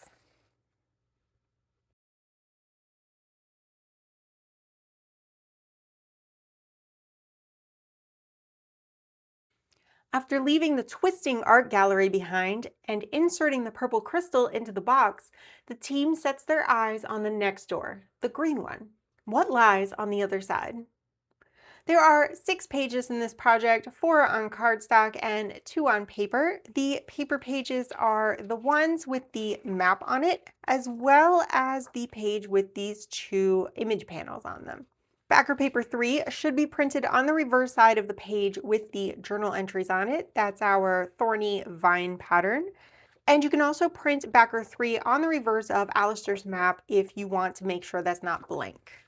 If you're not sure which pages are for this project, look for the ones marked Part 7.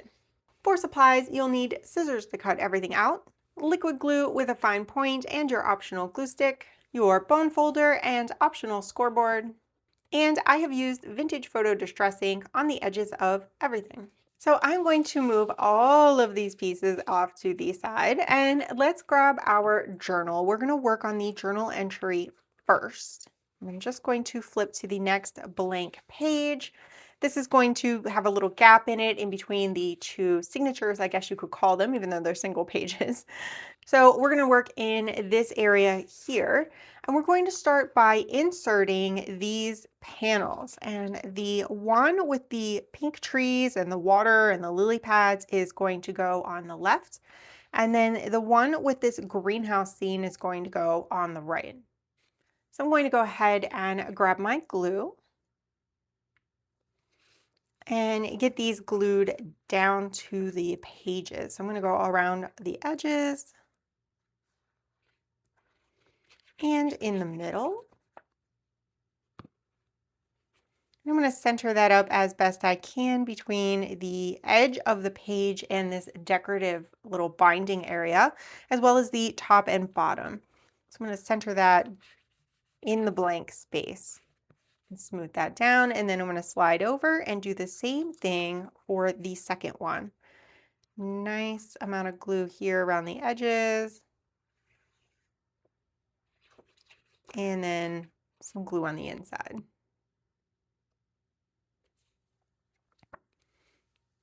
I'll just center that up the same way.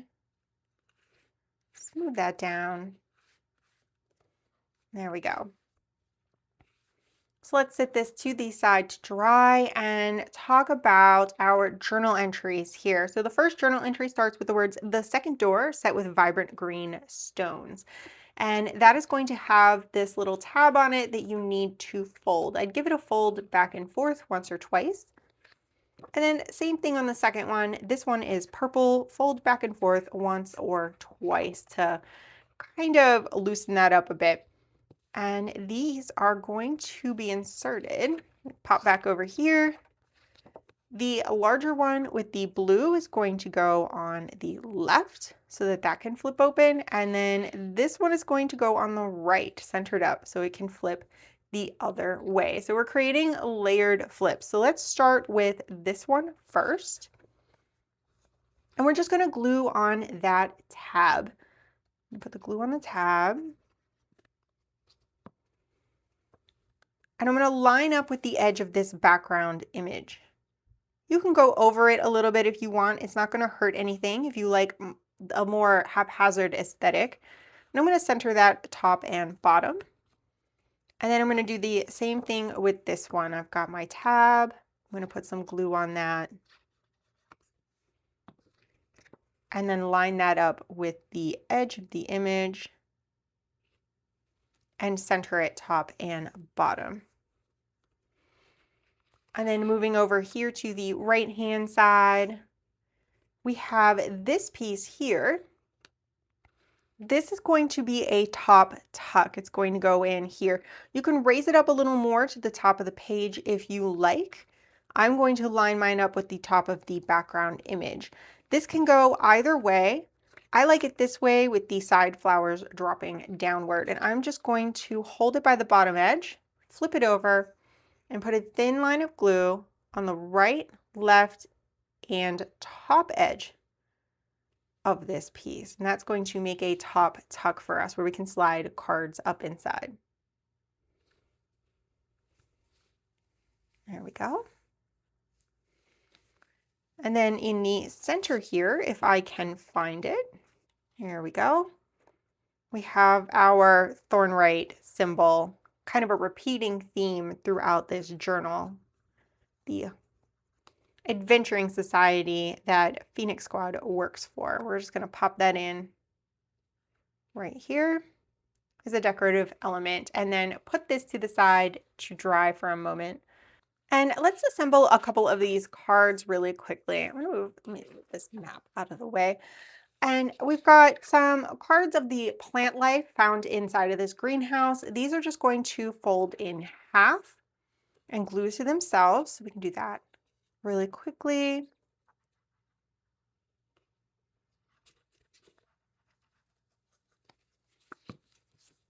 Smooth that down. Same thing with the second one.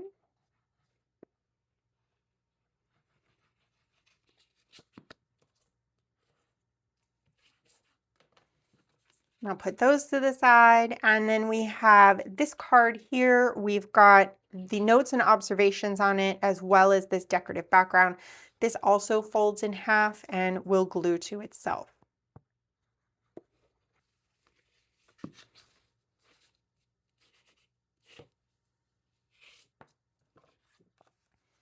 Let's go ahead and put some embellishments on this one. So we have our little notes and observations label that will go at the top. There we go, like that. And I'm just going to pop that in kind of centered at the top. And then we're going to flip this over. And we have this little scene with the potted plants. That's going to go on the back side.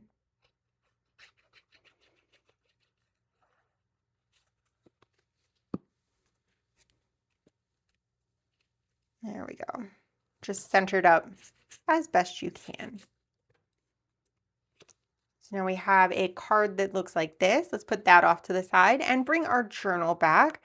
Hopefully your little tabs here have dried well. I'm going to fold mine out so that we can work on the back sides of these. And let's start with this smaller flip. This one is going to get this little pocket put on it. So check your fit, make sure that you have just a little bit of space on the right and left, and that it's right side up. Mine was upside down. The little band will go at the top of the pocket. And we're gonna hold it by the top where the band is and glue just a thin line of glue around the other sides of the pocket. And I'm just gonna pop that right there. So let's slide over here to the left and we're going to work on this panel. We have this piece with the booted feet on it. We're going to glue that down to the back of this. I'm going to go around the edges and in the middle. And give that a smooth. And then we're going to layer on top of that with this unusual flower, and that is going to go right in this blank space here.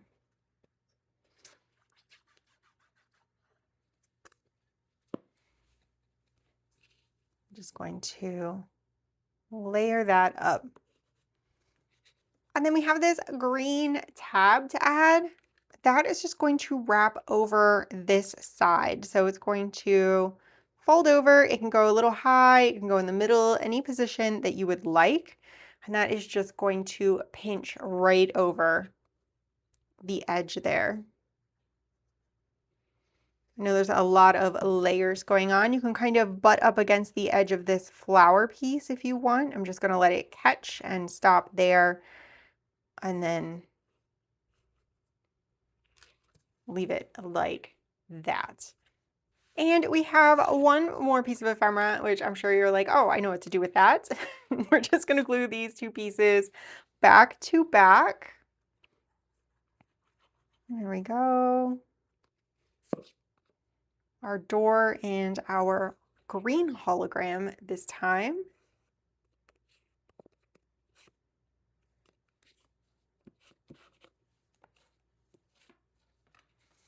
And then we can start putting everything inside of our pockets. Make sure everything is dry. But the door can go in sideways. It can also go in upright. That is up to you. I don't like her peeking at me over the top. That bothers me. So the way I designed this is for this to go sideways. We then have our card with the room with the plants. That is also going to slide in here. If you have trouble putting that in, you can always grab your bone folder or your scissors and just run that around, loosen that up just a little bit to make things fit better if necessary. There we go. And then those flip and flop closed. And then we have our top tuck, and our cards are going to go in whichever way round you like. One on the left, one on the right, just pressed up into that top tuck. And that's it for the journal pages. Now we need to do our crystal. So I'm going to slide this up out of the way and grab our crystal pieces. This is going to assemble just like the other one. We're going to fold on all of these lines and then glue that tab where it says glue. We're going to put glue all along that surface and put the other one over top of it. Then we're going to grab our little end caps and fold all of those little tabs down so we have something that looks like this. Do that for both of them. We've got the same basic shape with our not cylinder. And we're going to put glue on the top tan portion, gray portion. I'm not even sure what color this is. It has like a slight pink color to my eyes right now in this light. But the unprinted, the not green, we're going to cover that right up with this cap, pressing all of those panels into the glue. And then same thing on the other side. A little bit of glue on each of those, and we'll place that other cap on. I'm just going to make sure that those are all lined up nicely. They should kind of touch so you don't see that paper poking through. And then let's go ahead and grab our crystal box. Open this up and place this one inside. And then we're going to light this one up with our green light. I'm going to put a little glue on that and get that into place. There we go. And finally, we're going to grab our map and our map case, and we're going to go in here. Got glue all over my fingers. Let's pull all of those maps out. They're a little easier to manage that way. And let's get the green one. I'm going to put the label for the green door right here at the top.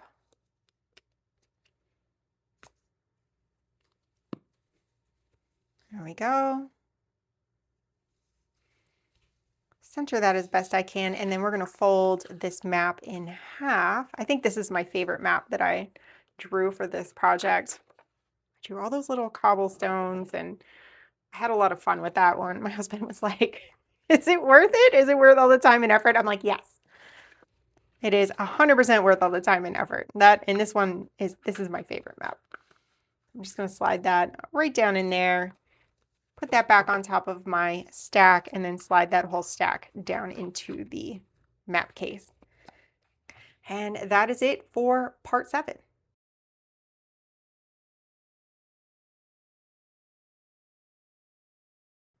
First, a gallery of art that adjusts around you. Then, a greenhouse full of fascinating plants. Phoenix Squad is on a roll, and after inserting the green crystal into the box, are ready to check out what's behind the yellow door. There are 5 pages in this project, 3 on cardstock, 2 are on paper. The paper pages have Alistair's map on them. That's this one here. And then the page that has these 2 kind of pictures of the environs that they're in. So you can kind of see there's multiple layers here, and that is reflected in this image as well. So we have an idea of what this area behind the yellow door looks like. Backer paper 3 can be printed on the reverse of Alistair's map if you want to, and no other backer papers are needed for this project. If you're not sure which pages are for this project, then look for the ones marked Part 8. For supplies, you will need your scissors to cut everything out, or you can use your paper cutting machine or whatever other options you've selected. You'll need your liquid glue with a fine point, as well as your optional glue stick. And then you're going to want that bone folder and your optional scoreboard. And I've used vintage photo distress ink on the edges of everything. So let's move everything off to the side here, bring our journal out, and flip to the next empty page. So we've got our greenhouse here, and I'm just going to flip here. We should have a string running and 2 pages to work with. And as usual, let's start with those background pages. Now, these are mirror images of each other. We want the one with the extra space on the right at the bottom to go on the left-hand side, and then the other one will go on the right. And I'm going to grab my liquid glue, and I'm going to glue this right in, centered on the left-hand page. Again, this is the one with the extra space at the bottom right, that bottom right-hand corner of the page. I feel like I got a bunch of extra glue over the edge on that. And I'm just centering that up in the space provided. And then on to the right side, slide that over so you can see what I'm doing. And I'm just running that glue around the edges and then giving myself some down the middle. You should spread your glue out or glue more thoroughly, or use a glue stick for this. Do as I say, not as I do, as I'm filming these videos. All right, so now we have our page backgrounds. We are going to build a waterfall, which is just a series of flips that are stacked on top of each other. So let's start with these flip panels. And each of these is going to need to be creased in two places. One is this dividing line here so that the back of it will flip up. And then you can just use kind of this decorative corner detail to line things up. And then we've got a top here that we're going to flip over. A lot of times we do this top flip first. Because we have this corner detail, flip this one first, this larger piece, get it lined up how you want it to be so that those corners are lined up nicely, then fold over the tab at the top and then give everything a nice sharp crease. And then you're going to repeat that for the other two. Same thing, that folds up and this will fold over. These are just going to be little hinges that let you flip these up. And then here as well. So you have that tab. Once you have them all creased, we're going to go ahead and glue the large panel to the back of the other large panel, if that makes sense. You can see I do have a little distress ink along here. And yes, I did that on all of them, checking my work. So I'm going to get that glue along here. And I'm just going to flip that up and smooth it down. Same thing for the other two. While I'm doing this, I had a lot of fun working with this landscape journal. It was a little bit of a different format, trying to fit in some of these little tricks and things that I like to do, like the waterfalls and things like that. It's a little different whenever you're doing it with a horizontal format. So it was kind of a fun challenge using that space when usually I'm used to working with a more vertical format. All right, here are my 3 flips. I'm going to bring my journal back. Now you can put these in any order that you like. I'm going to go butterfly, dog, and a bird. And I'm going to place these in like so. So we're actually going to line these up. The first one, the butterfly, will line up at the top corner of this background panel. So I'm just going to grab this, glue the tab only. There we go. And then I'm going to line this up in that corner right at the top. And then I'm going to fold this up. I'm going to give that a crease, being careful because that is wet glue still. If you need to let it dry a moment, go ahead and do that. And the next one is going to glue right under it, like this. So it's going to tear these as they go down. So again, glue on my tab. And I'm not going to push this all the way up against. I might leave just a tiny, just a breath of room, just a hair, so to speak, so that this is functioning properly. And flipping through these is going to be like experiencing the displays that are inside this area. And then one more. That last one little bit of glue on there, and I'm going to place that right under that second one. And then I'm going to lay those all flat to dry.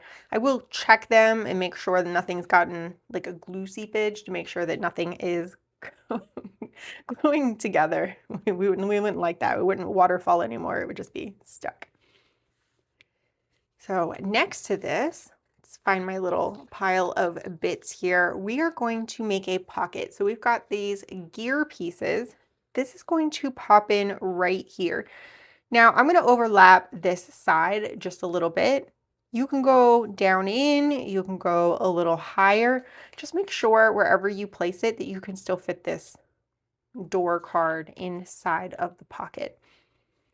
So I'm going to decide how I want this to be turned. I'm going to hold on to the top of my pocket, flip that over, and then I'm going to do a thin line of glue on the left, right, and bottom.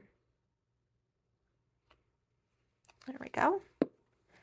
And then decide exactly where I want that. I think I'm going to let that float just a little above the decorative edge here and go over the decorative edge on the right hand side.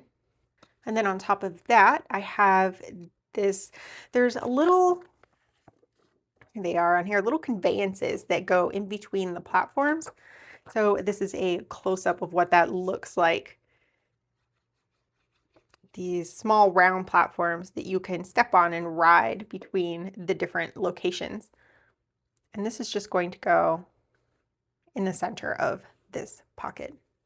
All right, so on the right-hand side, we're going to make a belly band. So we want this to rise just a little bit below the bottom because we want to be able to tuck our journal pieces right inside and have it poke out the bottom. So we're going to take this gear piece and we're just going to glue on the left and right sides of it. I like to put maybe about 1/4 of an inch in on the glue. And again, I'm going to touch the left and right side of this background image.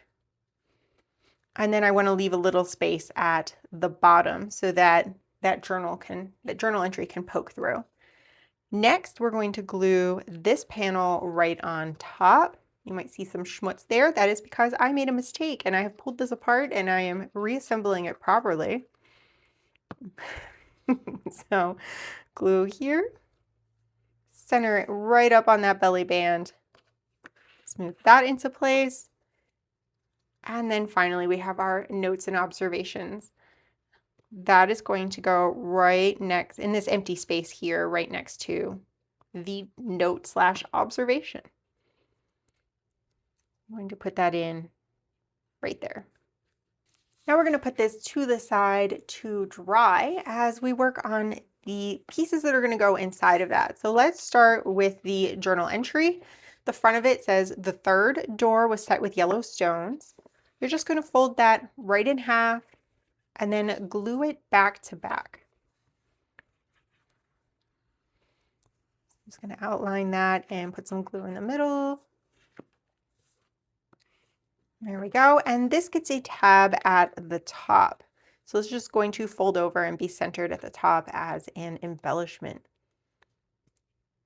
So we'll get a little glue on either side of that.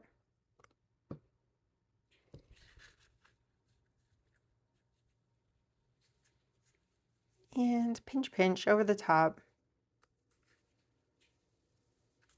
Trying to find that center. There we go. All right, so there is our journal entry. And finally, we have our door and our hologram. So we'll glue those back to back.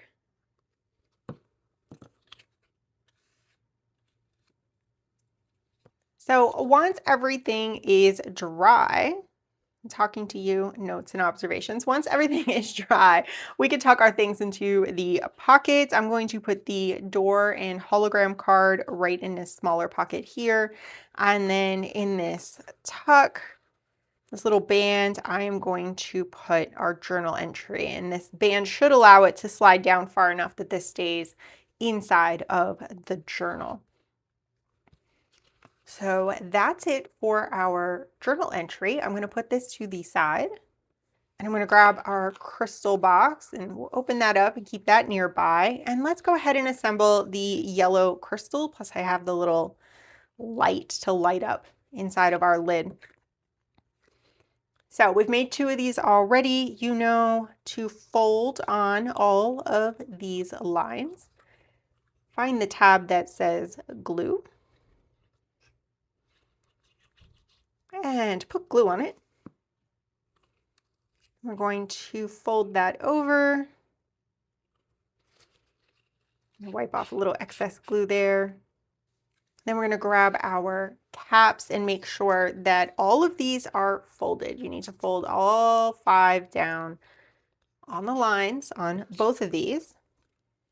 Then we'll grab my glue, which is leaking out at the top. And we're going to spread a little glue around on these gray areas. I don't know why my voice did that. Oh, it's been a long day of filming.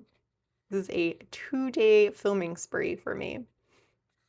All right, and we've got our little cap on. Mine is a little messy, but it's on.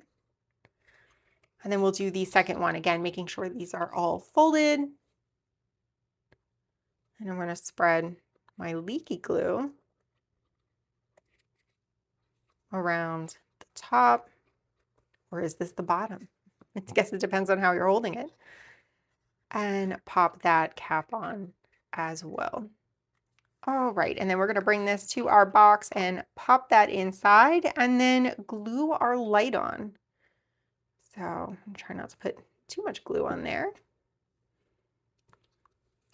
We'll light this up with our yellow light. We'll slide this to the side, bring over our map case, and let's find the yellow envelope. I'm going to go ahead and put the label that says the yellow door right on the top.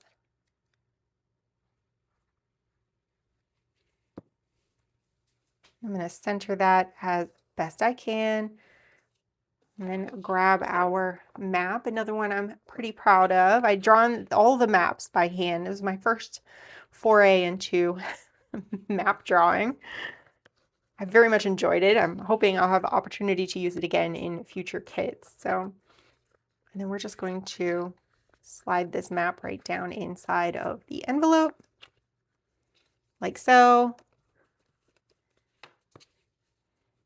And put these all back in the case. And that is it for part 8.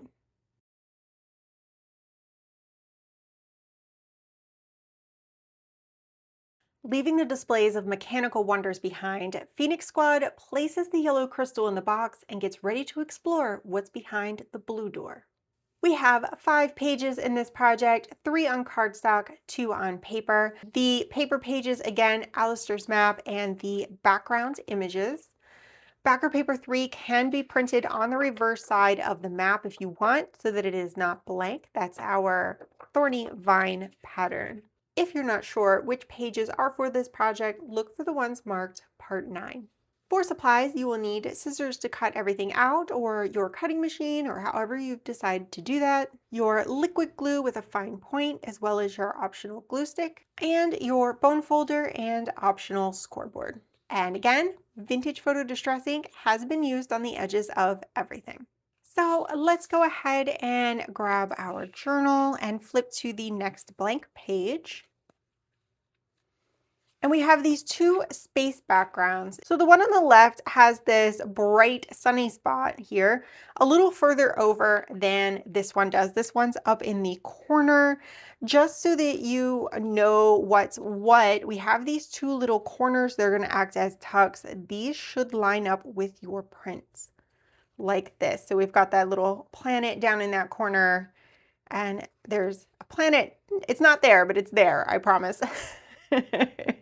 There's a little planet underneath of there. Those should line up with the image. So that is the image that's going to go on the right, and then the one on the left is this one. A lot of this gets covered up, so I've reused the same image so that you could see different parts of it once the final pages are put together. I almost used different images and then I realized you couldn't see everything. And I thought they were pretty cool. Same thing with the mechanical area.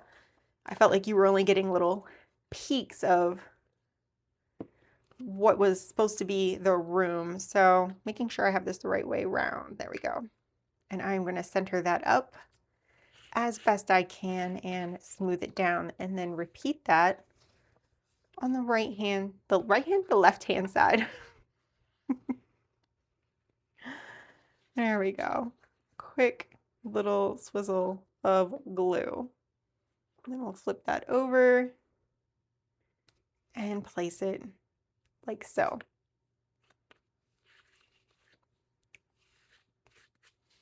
There we go. All right, so we have our backgrounds in, and let's start, if I can get a hold of it. This is going to be a pocket on the left-hand side. I'm getting my left and right mixed up at this point. And it's going to be open on the right. So this is going to be glued on the top, left, and bottom. I'm going to hold the side that needs to be open, and then I'll glue those remaining sides with a thin line of glue, like so. And then I'm just going to line this up with that background. It should meet the top and bottom edge and be on the edge here on the left. And then over here for the other one, we have these little tuck corners. So you're just going to match them up with the background like so. We're going to hold the angle. And then the 90-degree angle, we're going to put that thin line of glue and then line up with the corner of the image. So everything should line up pretty well. Same thing for this one. Hold that angle. And then the 90-degree, the flat sides, get that thin line of glue. And we're going to go right into that corner. And things should match up fairly well. And then we're going to take this and put it off to the side to dry. And let's take a look at our pieces here. We have our journal entry. It's going to start with the blue door opened into some sort of observatory. And we're going to fold that in half and glue the backs together.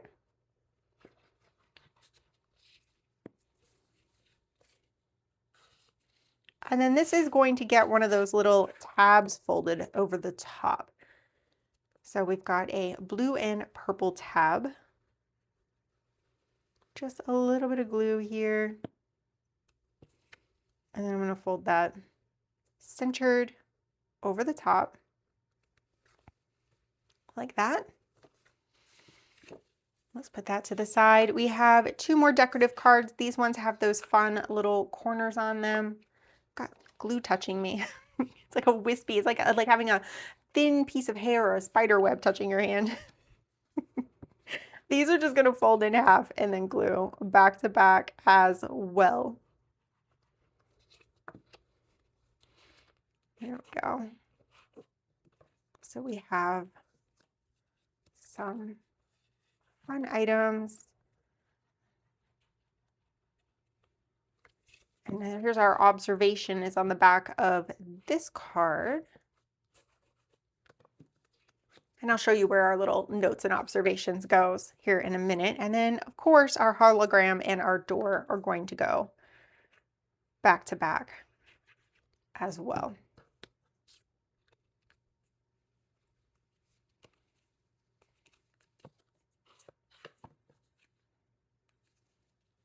And bringing our journal back over, making sure everything is dry. Do not put these things in the pockets until they're dry, or they might not come back out. Let's grab our notes and observations, and that is just going to go here on top of this little angled tuck.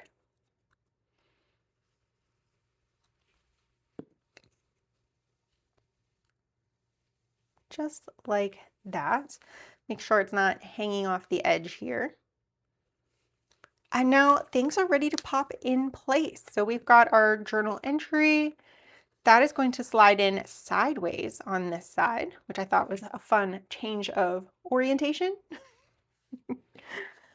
And then here you can put these two cards right up into this tuck. It's up to you if you want them to go this way, if you'd like the words to be out. I kind of like the idea of those words being out where you can see them.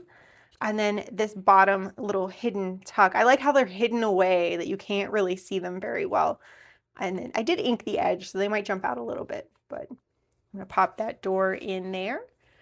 And that is it for our journal pages. I'll put this to the side to dry. And I'm coming back with our crystal box as well as the map case. So our crystal, you know the drill by now. Fold, fold, fold. All of those folds all the way. We're going to put our glue on the glue. And fold over. Lining that up. And then make sure all of our little tabs are folded on our cap. Go around. Get glue on all of our little grayish squares, and then we will pop that first cap on. You're going to be a professional at making these little crystal battery things.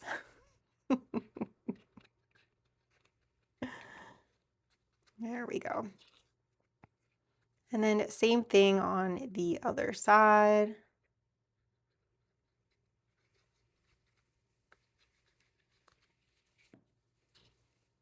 And pop that cap on as well.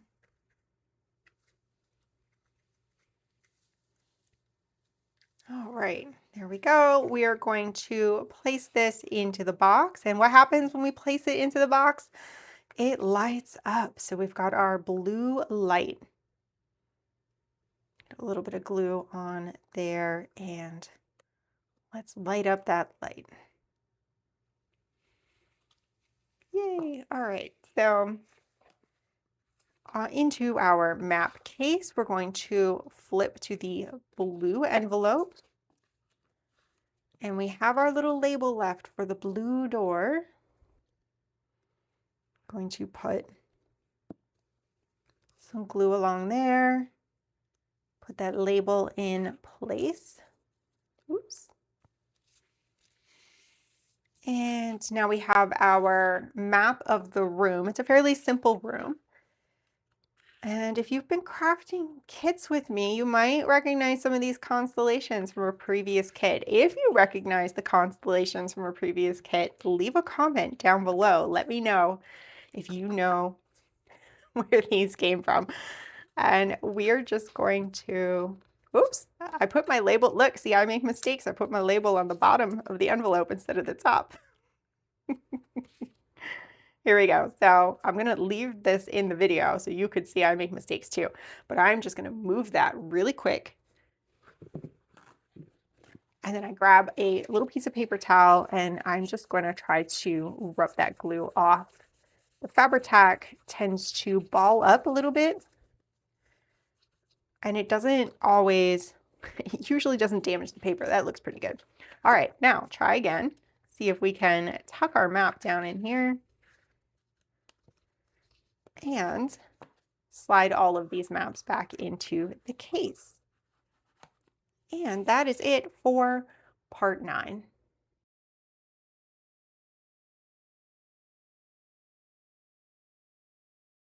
4 doors down and 1 to go. With the blue crystal inserted and the hologram looking even stronger than before, the team gathers, ready to tackle whatever they may find behind the orange door. There are 5 pages in this project, 3 on cardstock, 2 on paper. The paper pages do have Alistair's map as well as these fun background images. Backer paper 3 needs to be printed on the reverse side of the page with the journal entry, crystal panels, and the bow pocket. So that is this journal entry here, this bow pocket here, and then this crystal panel is also on that page. So that is going to have that thorny pattern printed on the reverse.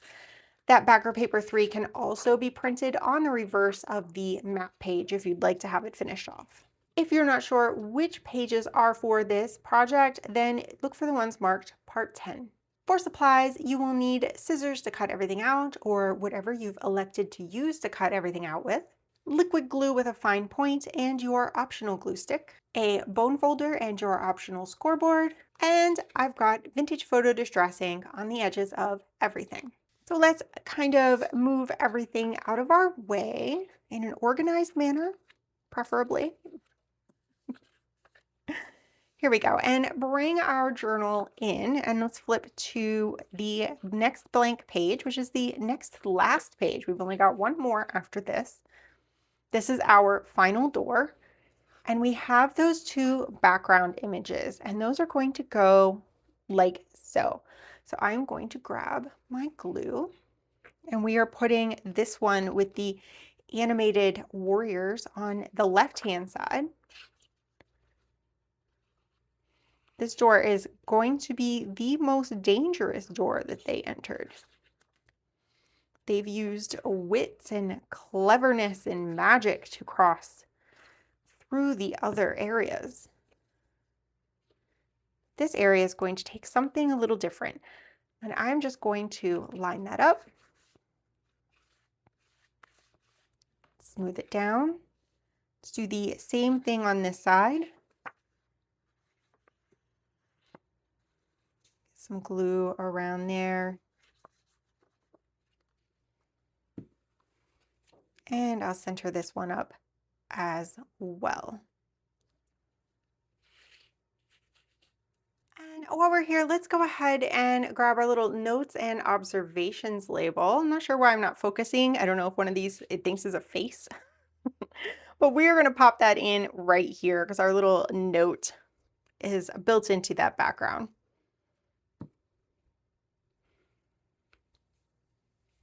So we have that there. Next, we're going to grab our journal entries, and we have a couple different things going on here. So let's start with the beginning one, the first one. It says the final door.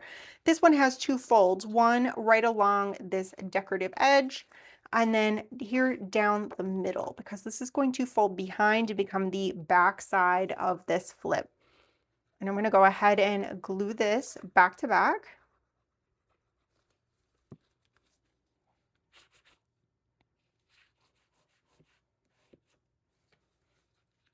And then I'm just going to give that a press over. And then bringing my journal over, this is going to glue in along the left-hand side, right along the edge of that background image. And then it's going to flip open and show all of those mechanical sparring dummies that are in the room. Place that right there. And then sliding to this side, we have this one with the pattern printed on the back. We're just folding here. And then same thing, attaching it on the other side, on the right-hand side, that tab.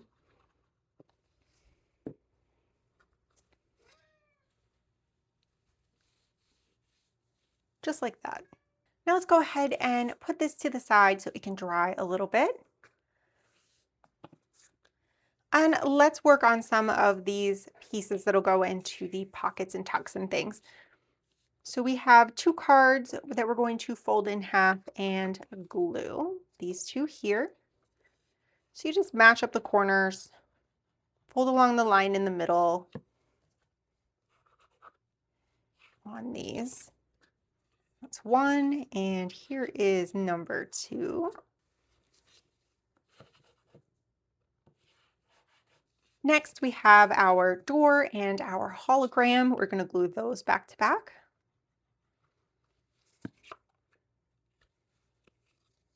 There we go. And finally, we have this shield, which is pretty cool, and it has a front and a back.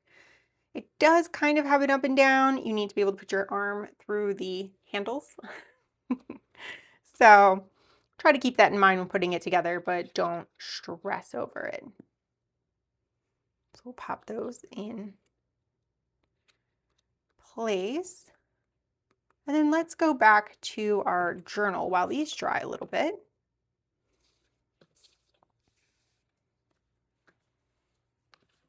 And we're going to flip this way. Get my bone folder. I'm just going to give that a nice firm crease. Make sure this is dry. If it's not dry, let it dry before moving on. And we have a corner tuck pocket that's going to go right here. We're going to hold this angled edge here, flip it, and on that 90-degree thin line of glue.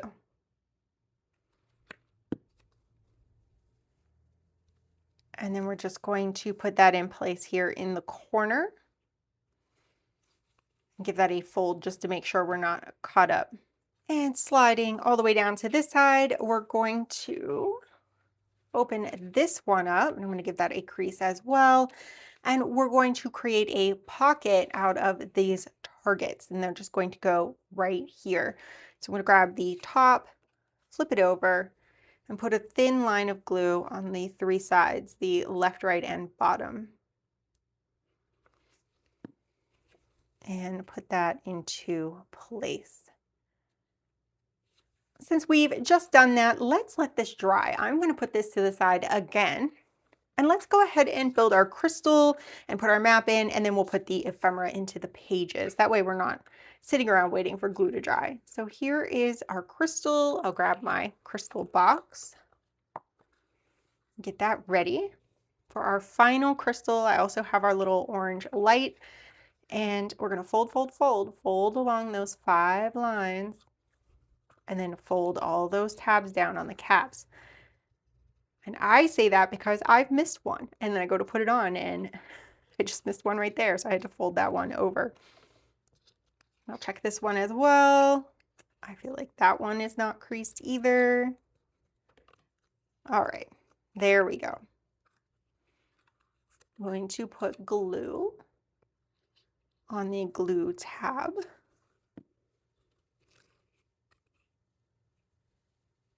Like so. And then let's glue those caps on. So I'm going to put that glue all around.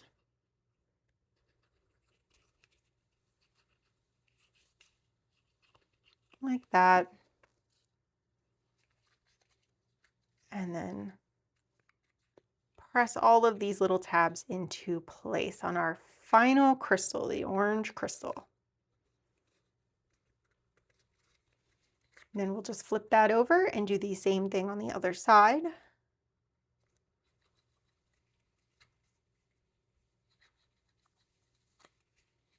On all 5 sides. And then pop that cap on. Oops. There we go. And if you missed the progression of this, I shared how I went through building all of these in one of my behind the scenes videos. So I'm going to pop up a little thing here. If you missed the behind the scenes videos, you can see some of what I did to make all of this. I have a playlist for the Living Archive, and those videos are included. So, all right, here is our last crystal in the box. And let's add that orange light. And light that up. There we go. Looking colorful. Now let's grab the map case. I'm going to pull all of my maps out and shuffle to the orange envelope.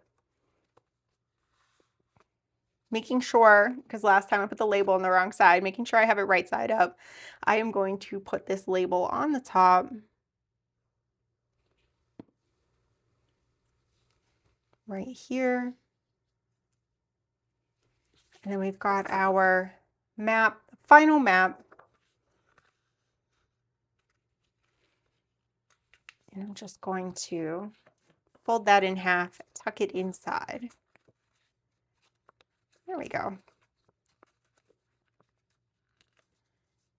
And then I can put all of my maps back into the map box. Hopefully, nice and neat. There we go. All nice and full. And then we'll place these to the side, and let's put the cards into our journal. So very wide, there we go. On the left-hand side in that arrow pocket, we do have a bow and arrow as well as swords. You can put this either way, whatever appeals to you.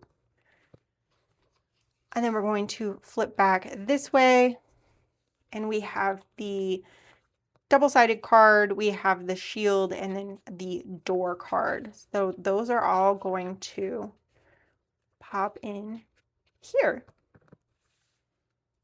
And with those items in place, our crystal in place, our map done, that is it for part 10.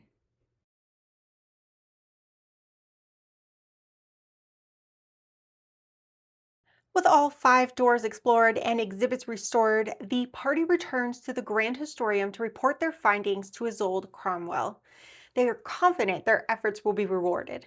Who knew that all this time a museum lay beneath the museum? There are 5 pages in this final project, 4 on cardstock, 1 on paper. Backer paper 2, which is the paper with the wood and gold fleck pattern, should be printed on the reverse side of the page with the restored hologram on it. So that is the restored hologram. I believe this is on the same page since it's got the same backer paper. The paper page will have this background image as well as this image on it. If you're not sure which pages are for this project, look for the ones marked Part 11. For the last time, our last rundown, for this project, you will need scissors to cut everything out, a liquid glue with a fine point and your optional glue stick, your bone folder and optional scoreboard, and I've used vintage photo distress ink on the edges of everything. So let's go ahead and get started on our final project. There is only a journal entry. We're going to do the back inside cover and the final page. Let's get that background image, and that is going to glue in on the left-hand side on that last page of the journal. And I'm going to grab my glue and get that glue around the edges and down the middle. Please glue thoroughly. Spread your glue out. You know the drill. And I'm just going to center that up. This is showing the completed entrance into the living archive within the exhibit. So they've fixed the damage in the floor, and now there's a way for people to get down and experience that exhibit. We are also going to install this little corner jeweled corner piece. So it's going to go right into the corner of that background image. I'm going to grab that angled side and thin line of glue on those edges going along that right angle. And I'll just tuck that in there. So sliding over to the right-hand side, we have a tuck pocket that's going to go in right here. We need to leave it open on the right-hand side, so I'm just going to grab a hold of that and put a thin line of glue on the other 3 sides, which will be top, bottom, and left. And I'm going to kind of float this a little bit. I want to come away from the edge there, leave a little bit of room. Next, let's take a look at the flips that we're going to put in. So the first journal entry is on this one. I'm going to slide this out of the way. We need to crease here. I would do that one first, then crease here and fold this over. And that way you know everything is lined up properly. And then we're going to glue the large 2 panels together. Just going to get some glue around there, fill it in, and smooth that out. The second panel has print on the back, and we only need to fold this tab. So I'm going to bring my journal back. And we're going to start on this side. We're going to center it top and bottom. We're going to glue that decorative tab down in line with the background image. So I'm just going to get the glue on there, pop that into place, and then sliding over, same thing. I want this to overlap that pocket just a hair, maybe a quarter of an inch. So I'm going to come in a little bit from this outside edge. I'm not going to bump all the way over. I'm going to slide over so that I've got some overlap on that pocket. And I'm going to just put that glue right on the tab, center it top and bottom, and bring it in just a little bit on that side, and that should give me that overlap that I'm looking for. Now let's put this to the side to dry. And let's work on some of these pieces. So we have a card showing the original hologram where she was all faded out, and now she is colorful and bright and ready to give tours of the Living Archive. She is a font of information. She has all of her connections reconnected. So we're just going to fold that in half and glue it back to back. Here she is again in her room. I really like that image and I wanted to use it more than once. And we have this notification that the Living Archive is now open. So I'm just going to flip over and glue this to the reverse of the image of her down in the Nexus room.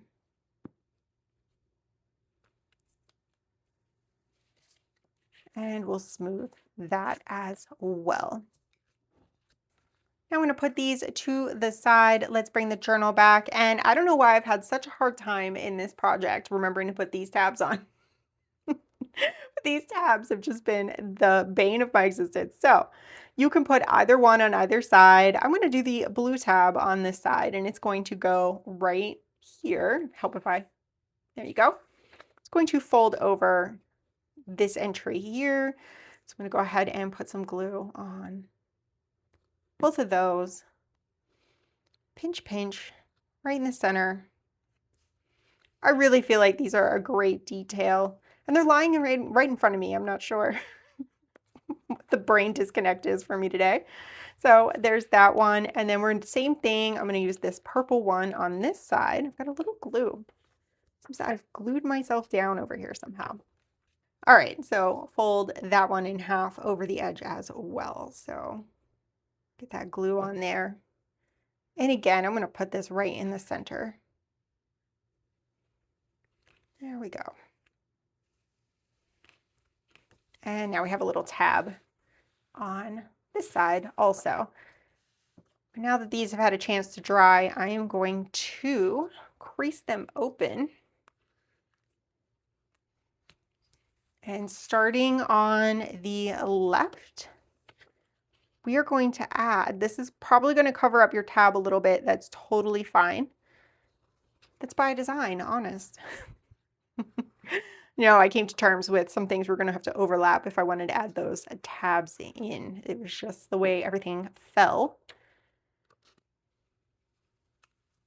And I'm going to pop that like that. Now, if you don't like that and you want this over top, you could just peel that up. We just glued them on. So peel that up and put it over top if you don't like how that looks. So let me see if I can do that. There we go. So there, you can see what that would look like. And here's the crystals and a final note from Alistair about the crystals. And then we have our notes and observations. And we're just going to pop that up here on the center. And sliding back this way, we have this one. This one does have room left for that tab. And I'm just going to glue this all the way down.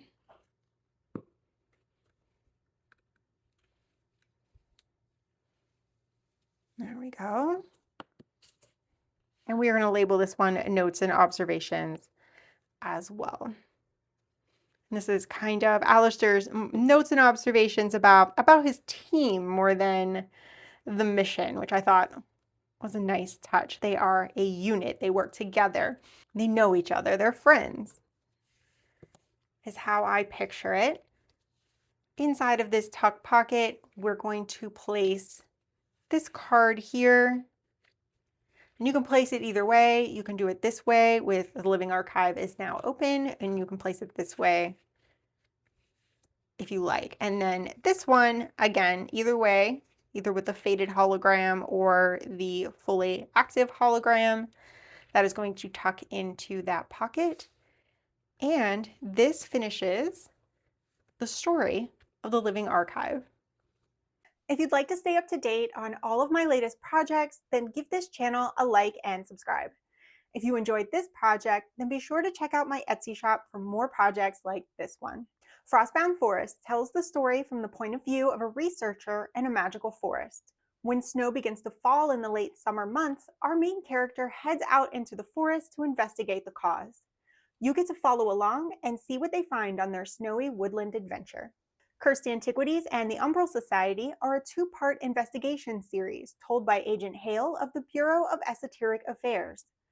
You assemble the case files and find out what is happening in a 1920s town with a touch of magic. Cursed Antiquities has 14 different projects with tons of storytelling, and the Umbral Society has a little twist with junk journal pages inside of the file folders and our villain's point of view hidden under a secret bottom in the box. Brightwand Academy and Willow of Whispers are a magic school theme. Explore the school in the Brightwand Academy box set. You can check out the classes and decide what the faculty and students look like. Then build a story in Willow of Whispers where we follow three friends who are noticing that something strange is happening on the school campus. And finally, explore a flying steampunk marketplace in Gilded Gear Marketplace. This box kit holds folios depicting 3 different shops as well as a cast of characters. Mix and match character backgrounds and portraits and store them in the included cases.